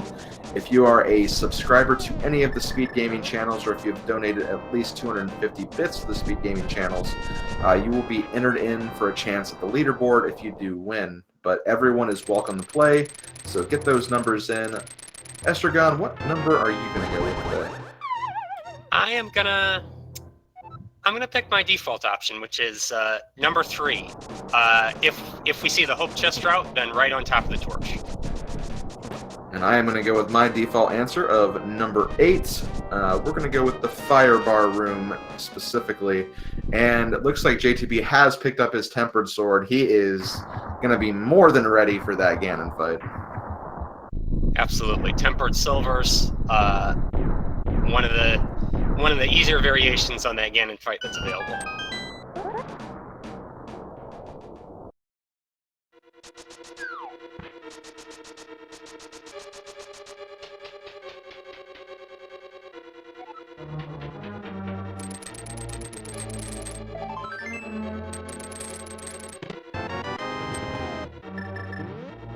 Okay, so we get nothing in the first 2 chests, and not even a small key, which means we are going to go straight to the left side now and start working on these item locations.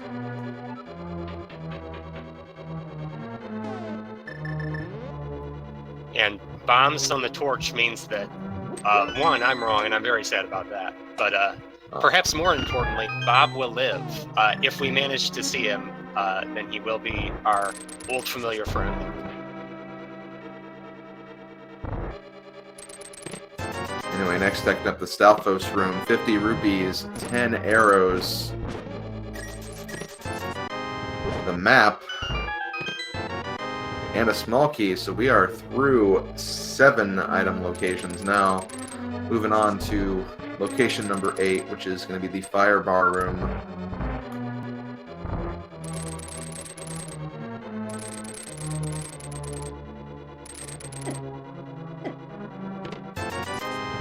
Just 20 rupees, so I am wrong, but there are plenty of people in chat who can still be right in this one.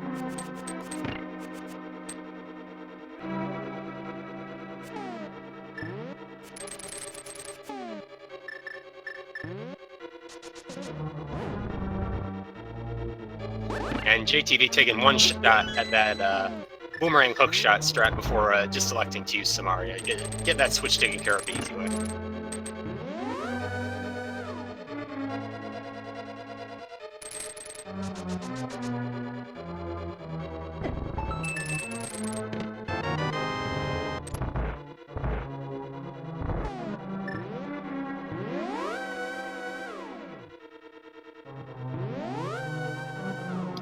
And with 8 chests down, JTB going to be heading into the randomizer room here. I believe actually 9. There was one right before here that we got, so we are up to 10 now. Oh, yes, absolutely. Okay, 11, 12, 13. Okay, so we still have a couple more. Next is going to be Bob's chest, so we will see our good friend Bob today.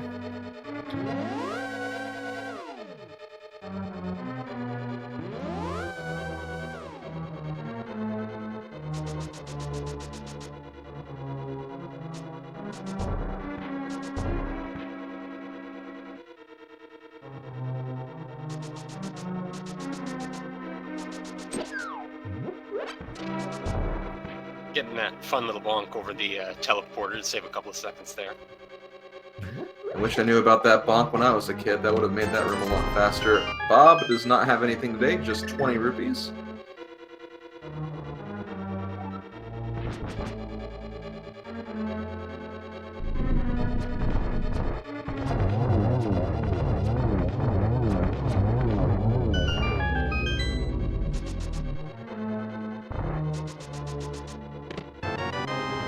And there it is.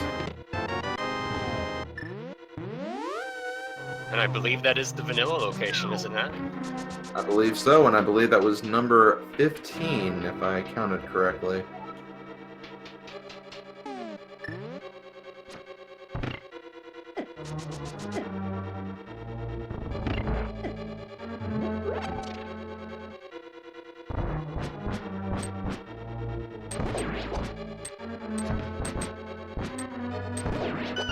Good job, Maniacal42, for being the first sub or 250-bit donator to get that right. You have been entered for the leaderboard.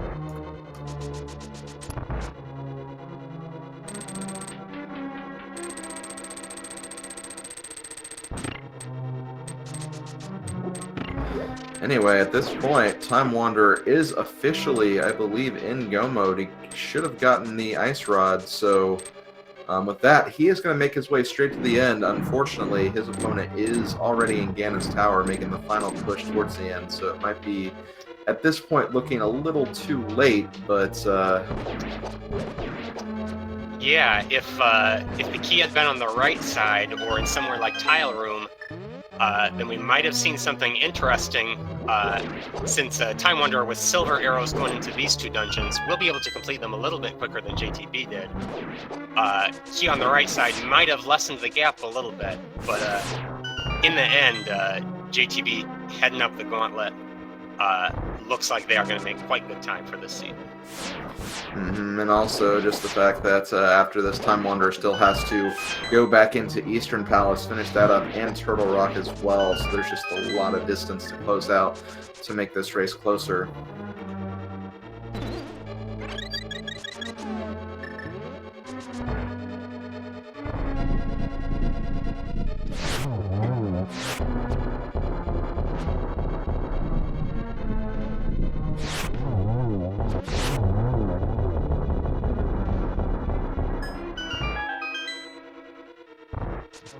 Getting the quick kill on Landmolus too, without issue. Again, those NMG skills coming to the forefront.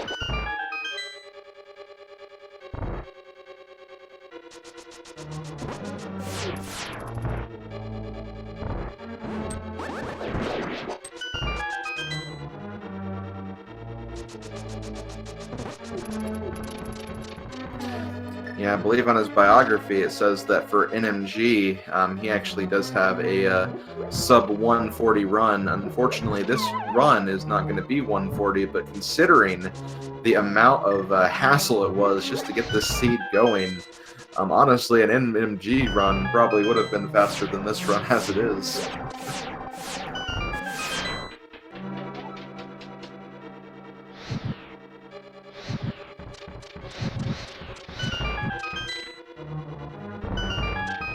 Yep, and as JTB makes his way through the mini Helma room, Time Wanderer takes out King Helmasaur in short order, getting his 5th crystal.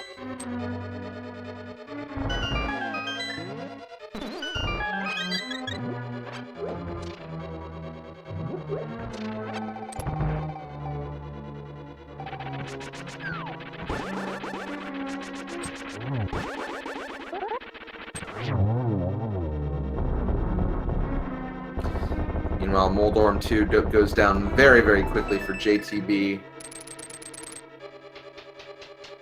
Not opening the Moldorm 2 chest, though, understandably so. I think he feels more than confident with his setup as he has right now. No, even knowing that butter isn't in there, I can't imagine he would feel any better even if he opened it to find that.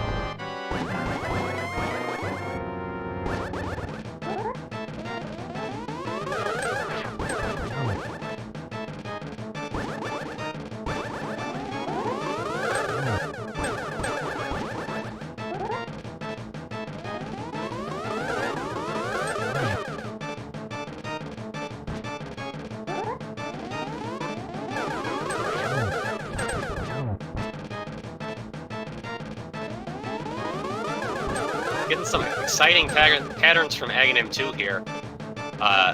Looks like, yeah, he does miss all 3 on that one, so 111201, I believe. Very difficult when the 3 copies all go to 3 different corners on you.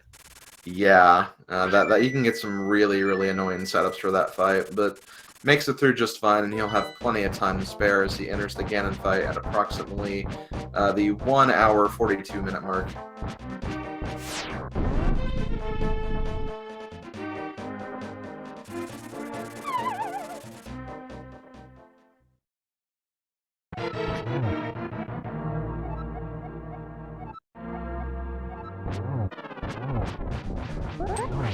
Ganon making a CDI Ganon reference for today's Ganon quote.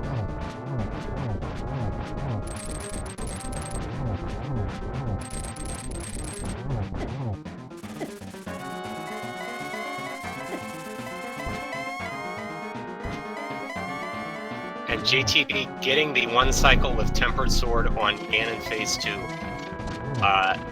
Very tight timing for that. Very impressive.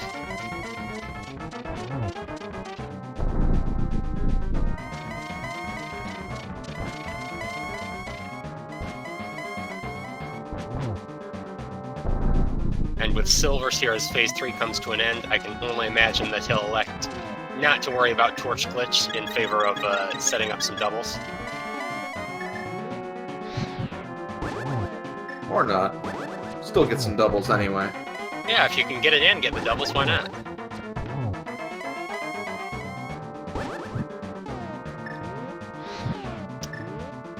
Oh, that torch going out just before he manages to get that 4th slash. But gets it now, gets the 4th arrow, and JTB will be our winner for this race. Congratulations, excellent run. Definitely very excellent routing the whole way through, and unfortunately for TimeWanderer33, it just came down to that 1 item location that he just kind of passed up, and it was something JTB checked, and that put him on the right track for go mode here. So sometimes that's the way these randomizer races will end up working out.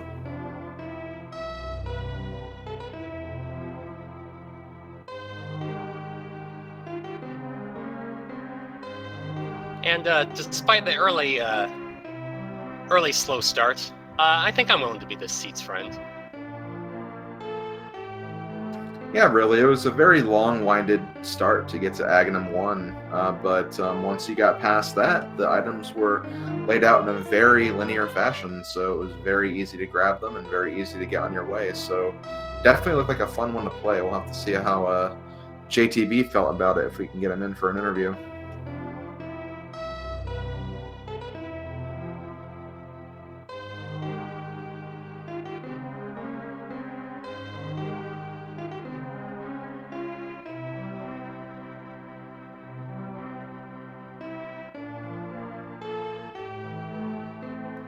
TimeWanderer, meanwhile, finishing up the last of his crystals, having finished off Pot and Eastern while we were focused on JTB without too much trouble. The silver arrows do really give you a little bit of a speed boost on those. And as he has almost completely cleared this, or, well, no, excuse me, completely cleared this out, having checked Laser Bridge as well, he is just going to be on a straight shot through to Trinex. And with Butter Sword and Half Magic, we'll have no difficulty with that fight, I can't imagine. Definitely not. It only takes 3 hits from the Gold Sword once you get the Fire and Ice heads immobilized, and you can get 2 hits in, very quickly switch to the other rod you need, get that last hit in, and then just switch over to the other one. And yeah, it's a very, very quick fight. Okay, and it looks like we do have JTB in here for an interview. JTB, GG. Congratulations on a well-run seed. Oh, thank you. That was interesting, to say the least. So how did you feel and about the, let's see, Flute at Aguinal's Cave to Lamp on Death Mountain to Mirror on the Eastern Palace Beyond the Dark Room? Oh, thank you. To the remaining item, interesting, to say the least. Fighter Sword, I believe, to get to Aghanim. So how did you feel and about the, let's see, Flute at Aguinal's Cave? And GTB, your mic might be a little low, and I think you have us on in the background, so if you could mute us there, that would be helpful. Eastern Palace Beyond the Dark Room. I do. What? To the remaining item, the Fighter Sword, I believe, to get to Aghanim. Well, I'll tell you what, definitely having to go back into GTB, Eastern. Your mic might be a little low, and I think you have us on in the background, so if you could mute us there, that would be helpful. All right, that should be a little bit better. But I do. As far as like the echo. Oh, let me. I'm assuming the audio is probably still on my game, so there's not really much I could do about that. But yeah, I was pretty tilted that whole seed. You know, dying in Eastern, I was like, you know what, it's just one item. All right, that should be a little bit better. But as far as like the echo, I'm assuming the audio is probably still on my game, so there's not really much I could do. I'm not sure what to do about the echo though. I don't have like the channel up or anything in the background. Yeah, we're trying to get audio switched, so... Okay, I think we did just get audio switched over to TimeWanderer, so yeah, Okay, sorry good. about the confusion there. No worries. So yeah, you know, going in there, like having the first 2 items be there, I was like, you know what, whatever, I'm not going to worry too much about what that last item is. And then, of course, just leading to that whole like roundabout on Light World all the way back to Eastern, I was like, oh great. But yeah, finding the late glows was not something you see very often. Definitely not, but I bet once you kind of got through that whole sequence and you started getting those items, the seed probably felt incredibly linear after that point. Oh yeah, once I went to Skull Woods, I was like, okay, I'm just gonna knock out dungeon after dungeon after dungeon, and just really hope that Swamper Mire does not have anything that's required. So I'm really glad I didn't have to dip into either of those. Yeah, thankfully you nor your opponent had to do that in this particular seed. Your opponent is just now entering Ganon's tower. There was actually one teeny tiny holdup that kind of separated you guys. Could you think of what that might be by chance? Or do you have an idea of what that might be? You know, I really don't know. I didn't feel like I went out of my way to find anything. This is pretty standard routing for me, so I couldn't tell you. Well, I'll try to break it down. For basically the entire first hour of the run, both of you were synced up incredibly. There was a small divergence where basically you guys handled Skullwoods and Thieves Town in the opposite fashion, but you both end up in Desert right after that, and your opponent did actually beat Landmo before you. The problem is he did not check Checkerboard Cave. Oh no. That's such a just convenient location to go to when you're, in that area too. Yeah, so he put his mirror portal down on the left-hand side, and coming out of Landmo, didn't have the option to just jump over without sort of walking back around and getting to that. And I think maybe after being Landmo, he just kind of forgot it, went on to check some other dungeons, and fortunately, he did not end up having to dip any pendants either, but it did take him a while to come back around to that, and that was really kind of the deciding factor. It was, I felt like this seed in general was like, here's a bunch of items that you need in locations that never ever have items. So like Sea House having mitts, Hookshot in the shop next to Thieves Town, and then Bow and Checkerboard Cave. Is like, is this Plando, or is this an actual seed that we generated? Absolutely. Both of us on commentary actually were looking at the other screen and missed out on Hookshot. And I don't know about Slim Kirby, but I was just thinking, well, there's never anything in Treasure Game. I can let my attention wane from that.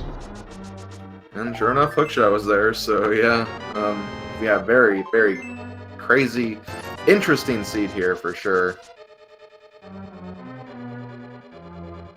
But yeah, ultimately, because he did not pick up the bow, I think right after that he went over to Ice Palace and also did some slight overworld stuff. Did check out the Pyramid Fairy, which had half magic and the final sword upgrade. So he does have Gold Sword right now. So he is working with that at the very least. But then he did go into Turtle Rock before you did. But because he did not have the Ice Rod, because he didn't have the bow yet, again, unfortunately, was a double dip for that dungeon. Oh, okay. Also, shout outs to Tempered Sword and Hookshot Cave. Mm-hmm. Every single time I've been in that situation, coming out of T-Rock to go to GT with Master Sword, it's always been in there. So it's like a gamble I'm going to take no matter what. Yeah, when you got Samaria heading up to T-Rock, you weren't sure whether you were maybe just gonna full go mode it and be satisfied with Master Sword Silverless, and especially when you found silvers in Big Chest, you weren't sure, but you did end up going back in and getting that tempered.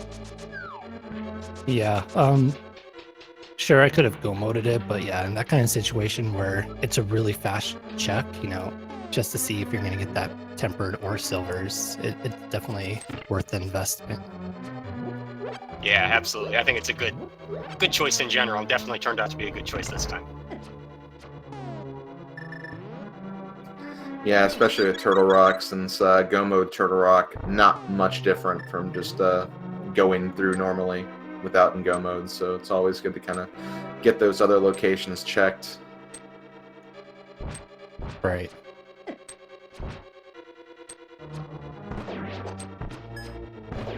Anyway, TimeWanderer having the big key now, making his way up the tower, getting through the mimic rooms right now. Yeah, so if I'm correct, JTB, that puts you at 2-0 in the Swiss stage so far? That is true. Got to be feeling pretty good about that, right? Yeah, that's until I pull like Andy or someone like that caliber for next week's standings. So definitely feel good a little bit right now, but we'll see what happens next week. No, yeah, definitely still haven't seen a lot of matches yet this week, but a lot of scary people in 1 and 0, a lot of scary people in 0 and 1. So probably even going into week 3, regardless of where you get placed, there's still a wide range of very good opponents that anybody could see themselves placed against. Very true.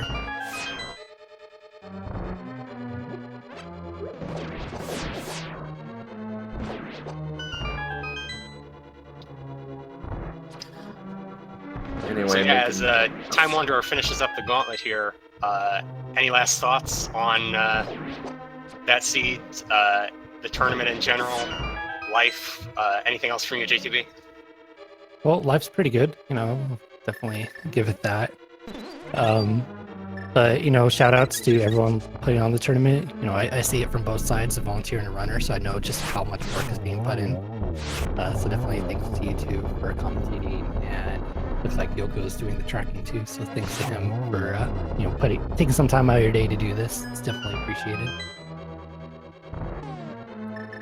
Absolutely, and thank you for a very fun race to watch, and congratulations on your win. Thank you very much. I guess I'll stick around and say GG to TimeWanderer once he does finish. Yeah, definitely. He is just coming up here, finishing the second Wizrobe's room. Not quite getting the 0 cycle, but he'll be done in just a few minutes here. I will ask, both of you happen to be using the same sprite in this match. Was that planned at all, or just a coincidence? Oh, is he really using Unica as well? Yep. Yep. That was definitely not planned, and to be honest, I barely see anyone using that sprite, so that's pretty cool.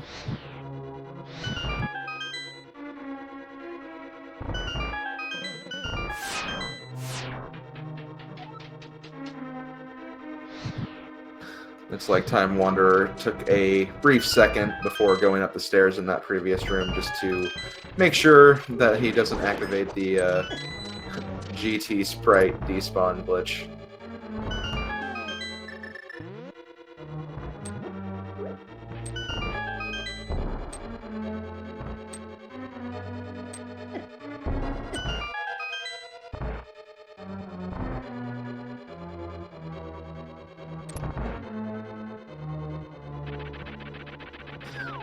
Not even going for the magic refill in that room, but understandably so. He does have half magic and gold sword on top of that, so likely feeling very, very good about his chances against Ganon here.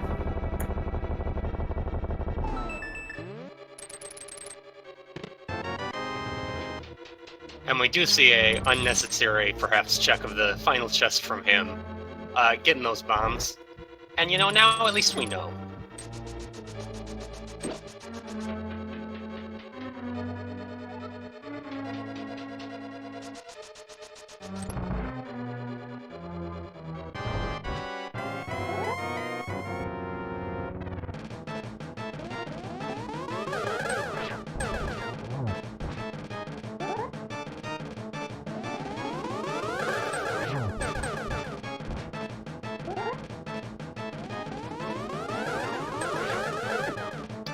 And of course, TimeWanderer in the randomizer, Agahним's random teleports are standardized across seeds, so TimeWanderer also getting that really tough 3 Agaghnims in 3 different corners, ending up with the same number of cycles as JTB for that Agahnim 2 fight.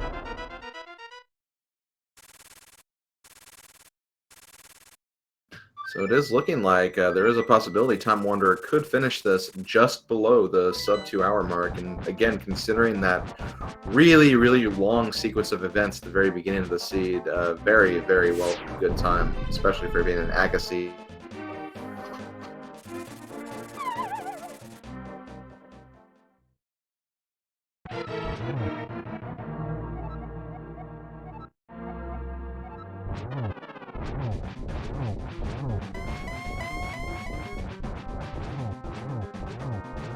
Yep, and with Butter Sword, TimeWanderer going to have no trouble getting the 1 cycle on both Phase 1 and Phase 2 of Ganon here. And making good use of the hook shot, avoiding all the fire bat damage there. Except for one teeny bit at the end. It's always better to take 1 hit than multiple hits, so...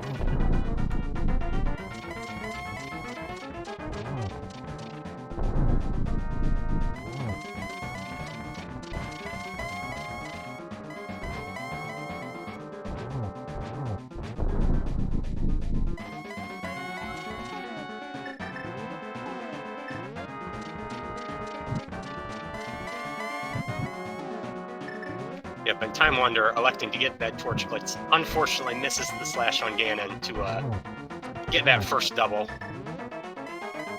And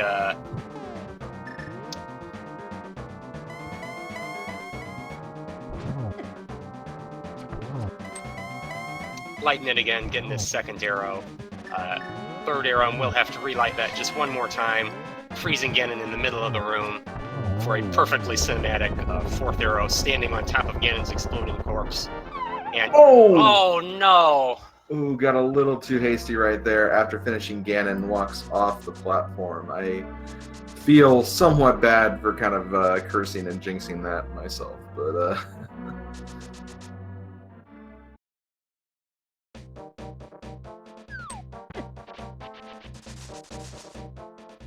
Fortunately, with half magic, does probably have enough magic to finish another stage 4 Ganon with no problem, and is just going to head back in there, get right back on the horse, or the pig, as it were, and finish up this run.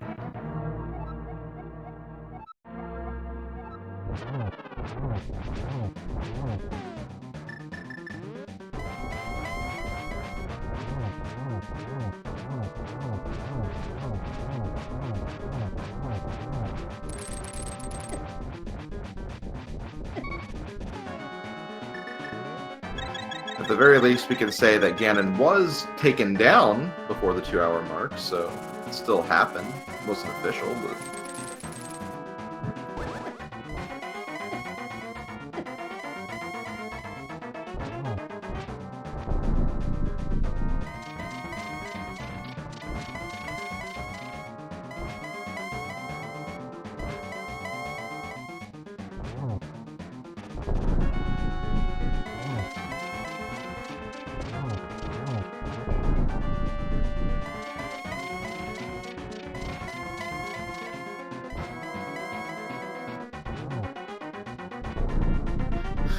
Okay, we are back to phase 4 yet again.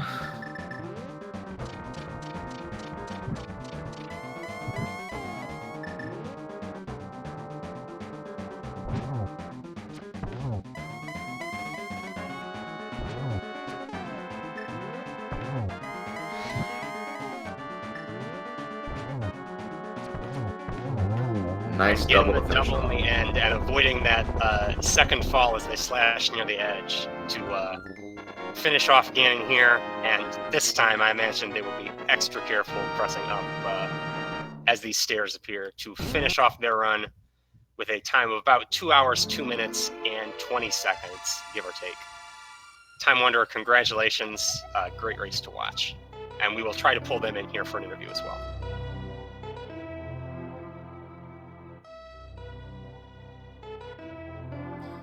Yeah, like you said, whenever you have a fall like that, you always think in future runs, okay, I'm just going to be careful. It's one of those things where if it happens once, you're going to make sure that never ever happens again.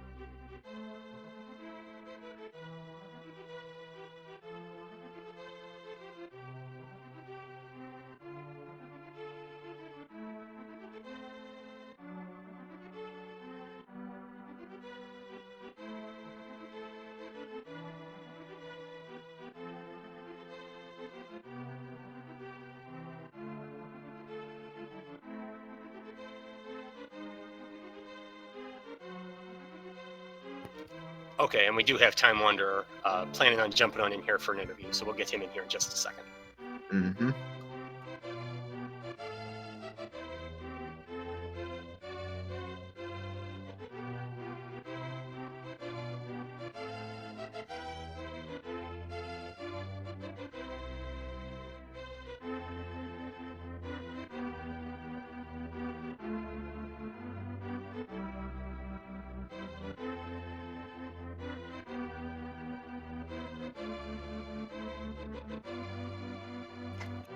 And joining us, we have our second place finisher, Time Wanderer, GG, and how are you feeling after that seed?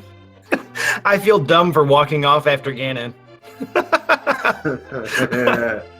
I've only ever finished sub 2 once, and I knew I was within a couple of seconds, so I tried to push it up to the top edge of the screen as much as possible, and I just got overzealous and walked off. It's the dumbest possible thing.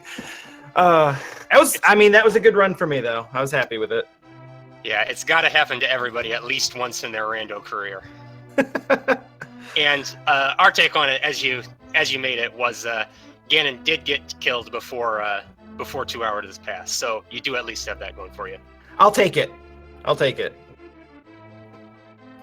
Hey, so congrats to JTB. I have no idea. I know he finished quite a bit before me, but I like to think I kept it close for most of it.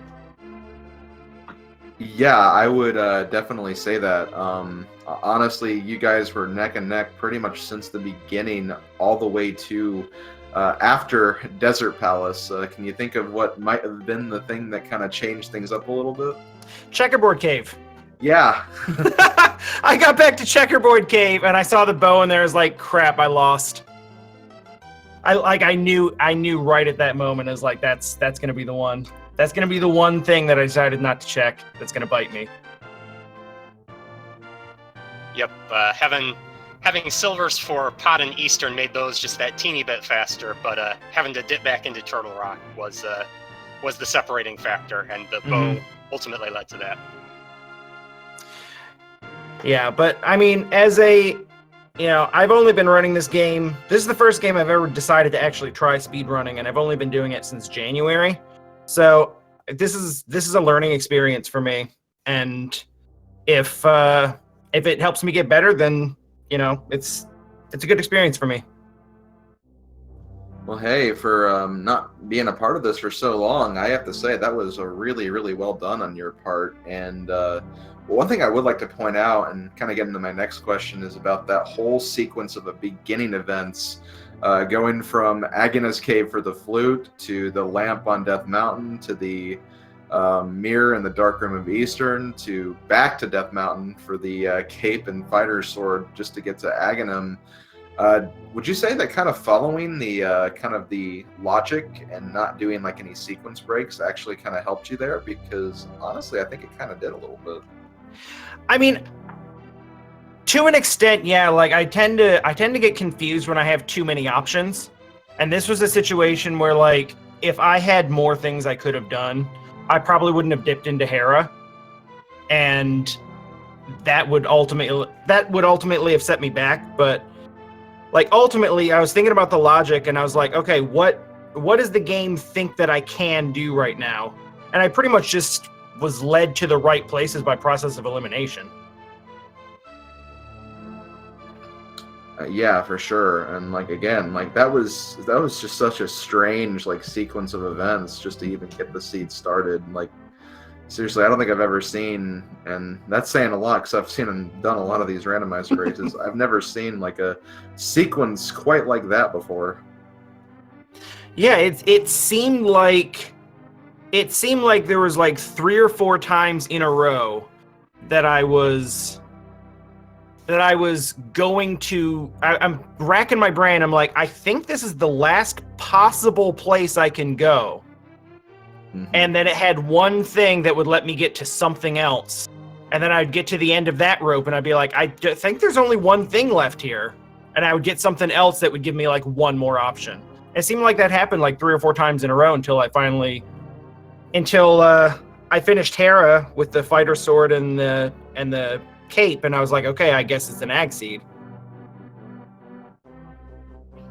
Yeah, that was pretty much the seed in a nutshell. Yeah, pretty much just again, just led to that. But like I said, I mean, it was a lot of fun. This is my first time being restreamed. For me, like knowing what my capabilities are, like I'm pretty happy with the way that I ran this. I went deathless, which is not always a guarantee for me. Mm-hmm. I had a lot of stuff that I'm pretty happy with, but obviously not as happy as I could be. But congrats again to JTB. Just got a lot to practice. Is all. On finishing that.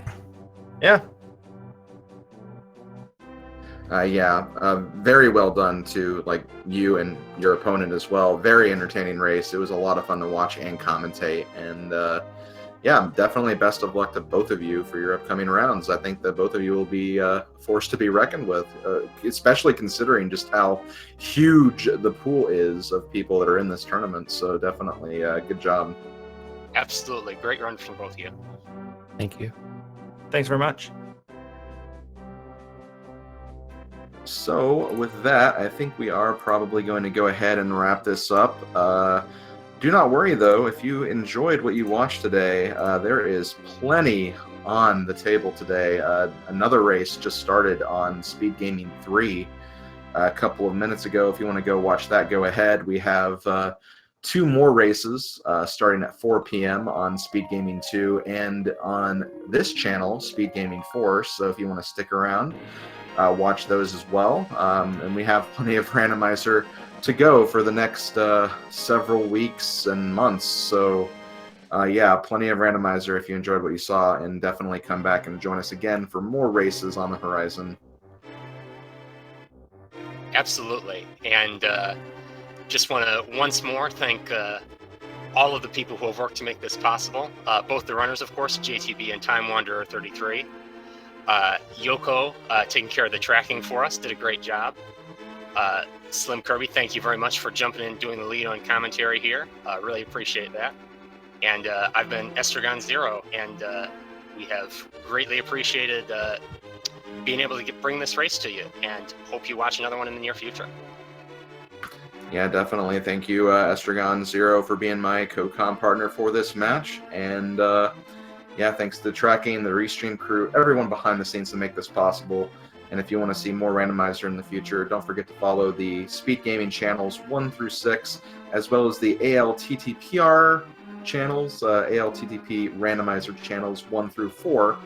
And yeah, you'll more than likely see plenty of these Randomizer matches to come. I have been Slim Kirby. We are signing out, and we will see you guys later. Later, folks. Bye-bye.